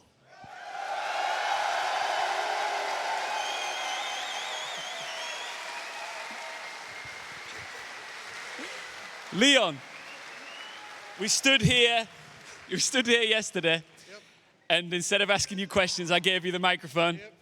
Should we repeat that? Get in the bin! All right, this roster is truly remarkable. You are doing wonderful things up here, and you are taking big moments by the horns. Now, what I want to ask you, Leon, is semi-final, you've been there before. You've finally broken into the grand final of a major. I want you to tell everybody here how that feels. I've won many grand finals before, and I'm going to win this one as well. You got it. Yep. So it seems like there's a real energy between you and your teammates here in this roster. XSET, they give you a good fight. Was there any point where you thought, ooh, we're in a little bit of trouble here? Because I know that behind the scenes, hey, come on, guys. I'd have to say, when we were 6-1 down on bank and we were going to a 3v5, I was kind of scared. But my boys, they pull through. They're so much better. I love them all. And I'm going to show them why we're going to win this whole event. This crowd. Yes. Okay, here we go.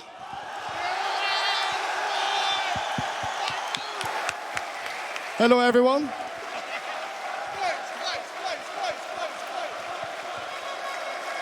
You guys are all amazing. We appreciate your support, and go Rogue! Wait, Spike, stay here. You've done tremendously well to get to this point, right? And we've spoken behind the scenes about what it means to you to be in front of a crowd like this, an opportunity like this, with a roster like this.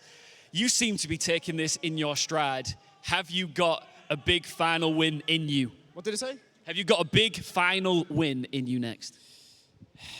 Why would you go to the final if you're not going to win the whole thing, right?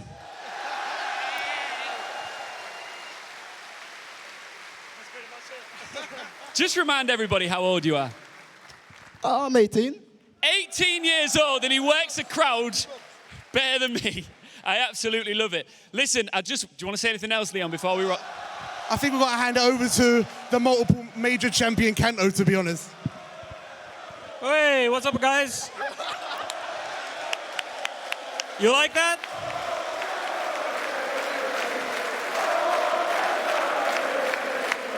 You guys better show up like this tomorrow. And we'll show up like today. We'll make you proud.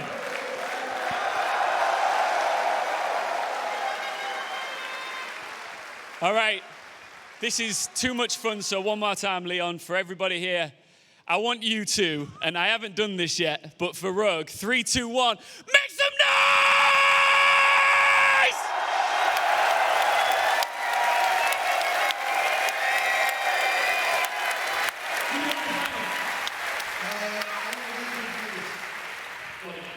All right, just quickly before I go to the day, for the live audience here in attendance, when we go to the break, do not leave your seat. We've got something very special planned for just you here in Berlin, all right? But for now, to pick apart that amazing semi-final, Milos, please take it away. Hello, pretty boy. Thank you very much. Congratulations to Rogue. They make it to the grand final. Europe in a final. My heart So deserved. can finally rest. So deserved, definitely so. Wait, where's Jacob? Where's Jacob? Jacob, come out. Come on. You've been trash talking the whole day. You gotta learn how to take it, okay? Don't be like Super. You need to know when to take it, not just dish out.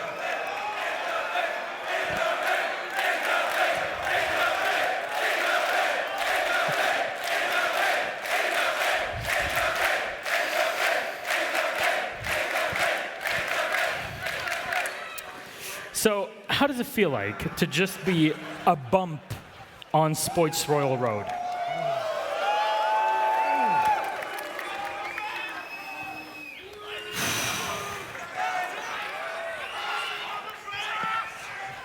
Yeah. It's all right. It's okay. We're gonna be okay. We're gonna be okay. Be all right, We're gonna be okay. We're still SI champions. And Yeah, we yeah, still yeah. have SI champions. Yeah. We're I'm okay. sorry, I haven't seen TSM around for 6 months. Vacation. They'll be back. All right, I thought I was on copium, but it seems like NA has got the strong stuff, is what I'm hearing. Well, friends, we are back, and we love having fun here with everybody. Thank you so much for being such a fantastic audience, by the way. You're all so cool. So wonderful to have you with us. Yeah. Now let's talk about Map 3 in this series, because if you thought Map 1 was all XSET all day, every day, turns out Rogue can dish out the same on Map 3. Yeah, I mean, it was so worrying for Rogue, right? They didn't give us an easy show. They didn't have an easy path to get here, but this was the map that proved they have the dominance. They're the team who deserve to be in the grand finals. What a performance, dropping just a singular round. This was such a good one from them. Their attacks look so clean, always pushing together. The coordination when they went for those executes, even just the very start of the game, Milos, quick headshots onto those roaming players, putting them in the bin. Oh, it was a great game of Siege from Rogue. A great game of Siege. In the bin. Yeah. What he said. Yeah. Nice, That's Jacob. pretty fair. Well, Yeah. okay, you know what? Now, I'll dial it back a bit.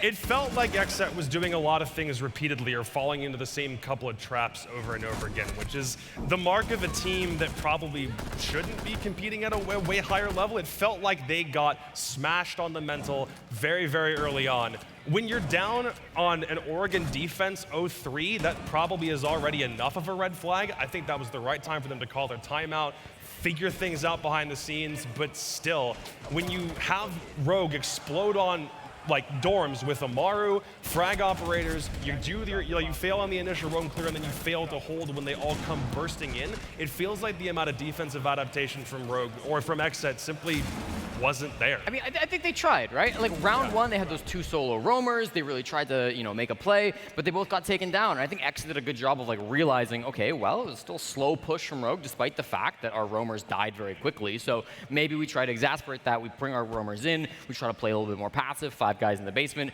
and then the push just sped up from Rogue. They countered it perfectly anyways. It felt like they always knew what attack was going to work, how they were going to make things pound out against their XSET opponents. It always felt like they had the answers, Milos, no matter what XSET tried to pull through. It seems like there's also one factor that you can't rule out, which is the audience here. That might have helped. That might have helped a bit.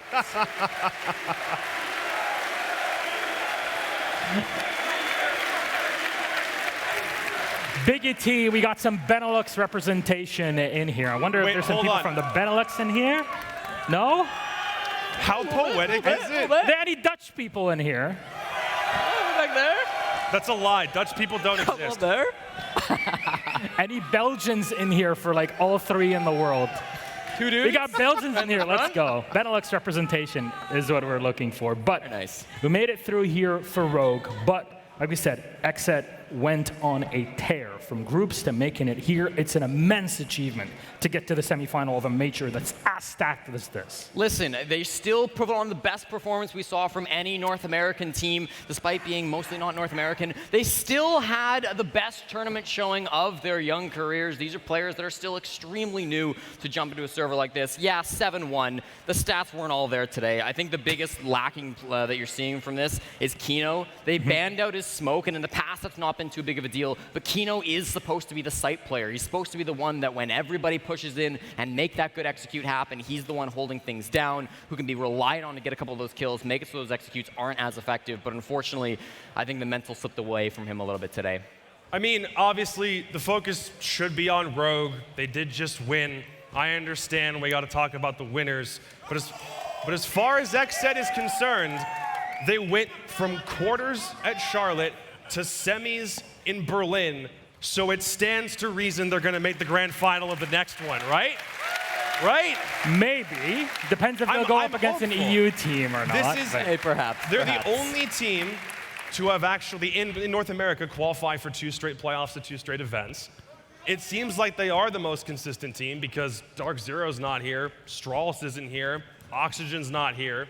So someone kind of had to take the mantle of best North American team. And if TSM keeps doing TSM things, then XSET's probably going to be next up for a while. Honestly, I'm really looking forward to the final, already having Rogue in there. But like you're saying, this was a hell of a performance. XSET made it through. They made it to the semis. That's something to be applauded. Thank you very much, XSET, for being part of the major, for giving us a hell of a showing. It was a lot of fun seeing them, and we hope to see them at the next major. More hopes for North America. We know that the region, and I have to admit it myself, it's been on the up and up since forever. EU's the one that has to step up, and it's happened in this case. So as we close it all off, anything you'd like to say? Because this is it for today for you guys. We'll be swapping out in a moment. This is it, and I think the point that you were leading into, Milos, is that this has kind of been a tournament of change. North America's been on top for the last couple of tournaments, right? One SI, one Charlotte. Now we're coming in, we're gonna see a new region on top. It could be Latin America. It could be Europe. One of those 2 regions are gonna win the grand finals. They'll both be there. That's tomorrow. Who comes out on top? It's gonna be a piece of Siege history, that's for sure. Well, I guess that's our cue. When North America gets knocked out, we get knocked off the desk. No, we'll be seeing you guys tomorrow. Don't worry about it. That's all I get. So let's recap that bracket real quick before we head to our break and just make it all clear in your minds. Rogue able to take down their opponents XSET 2-1. Rogue are in the grand final! Only one spot remains. That's W7M and FaZe Clan fighting for that one position.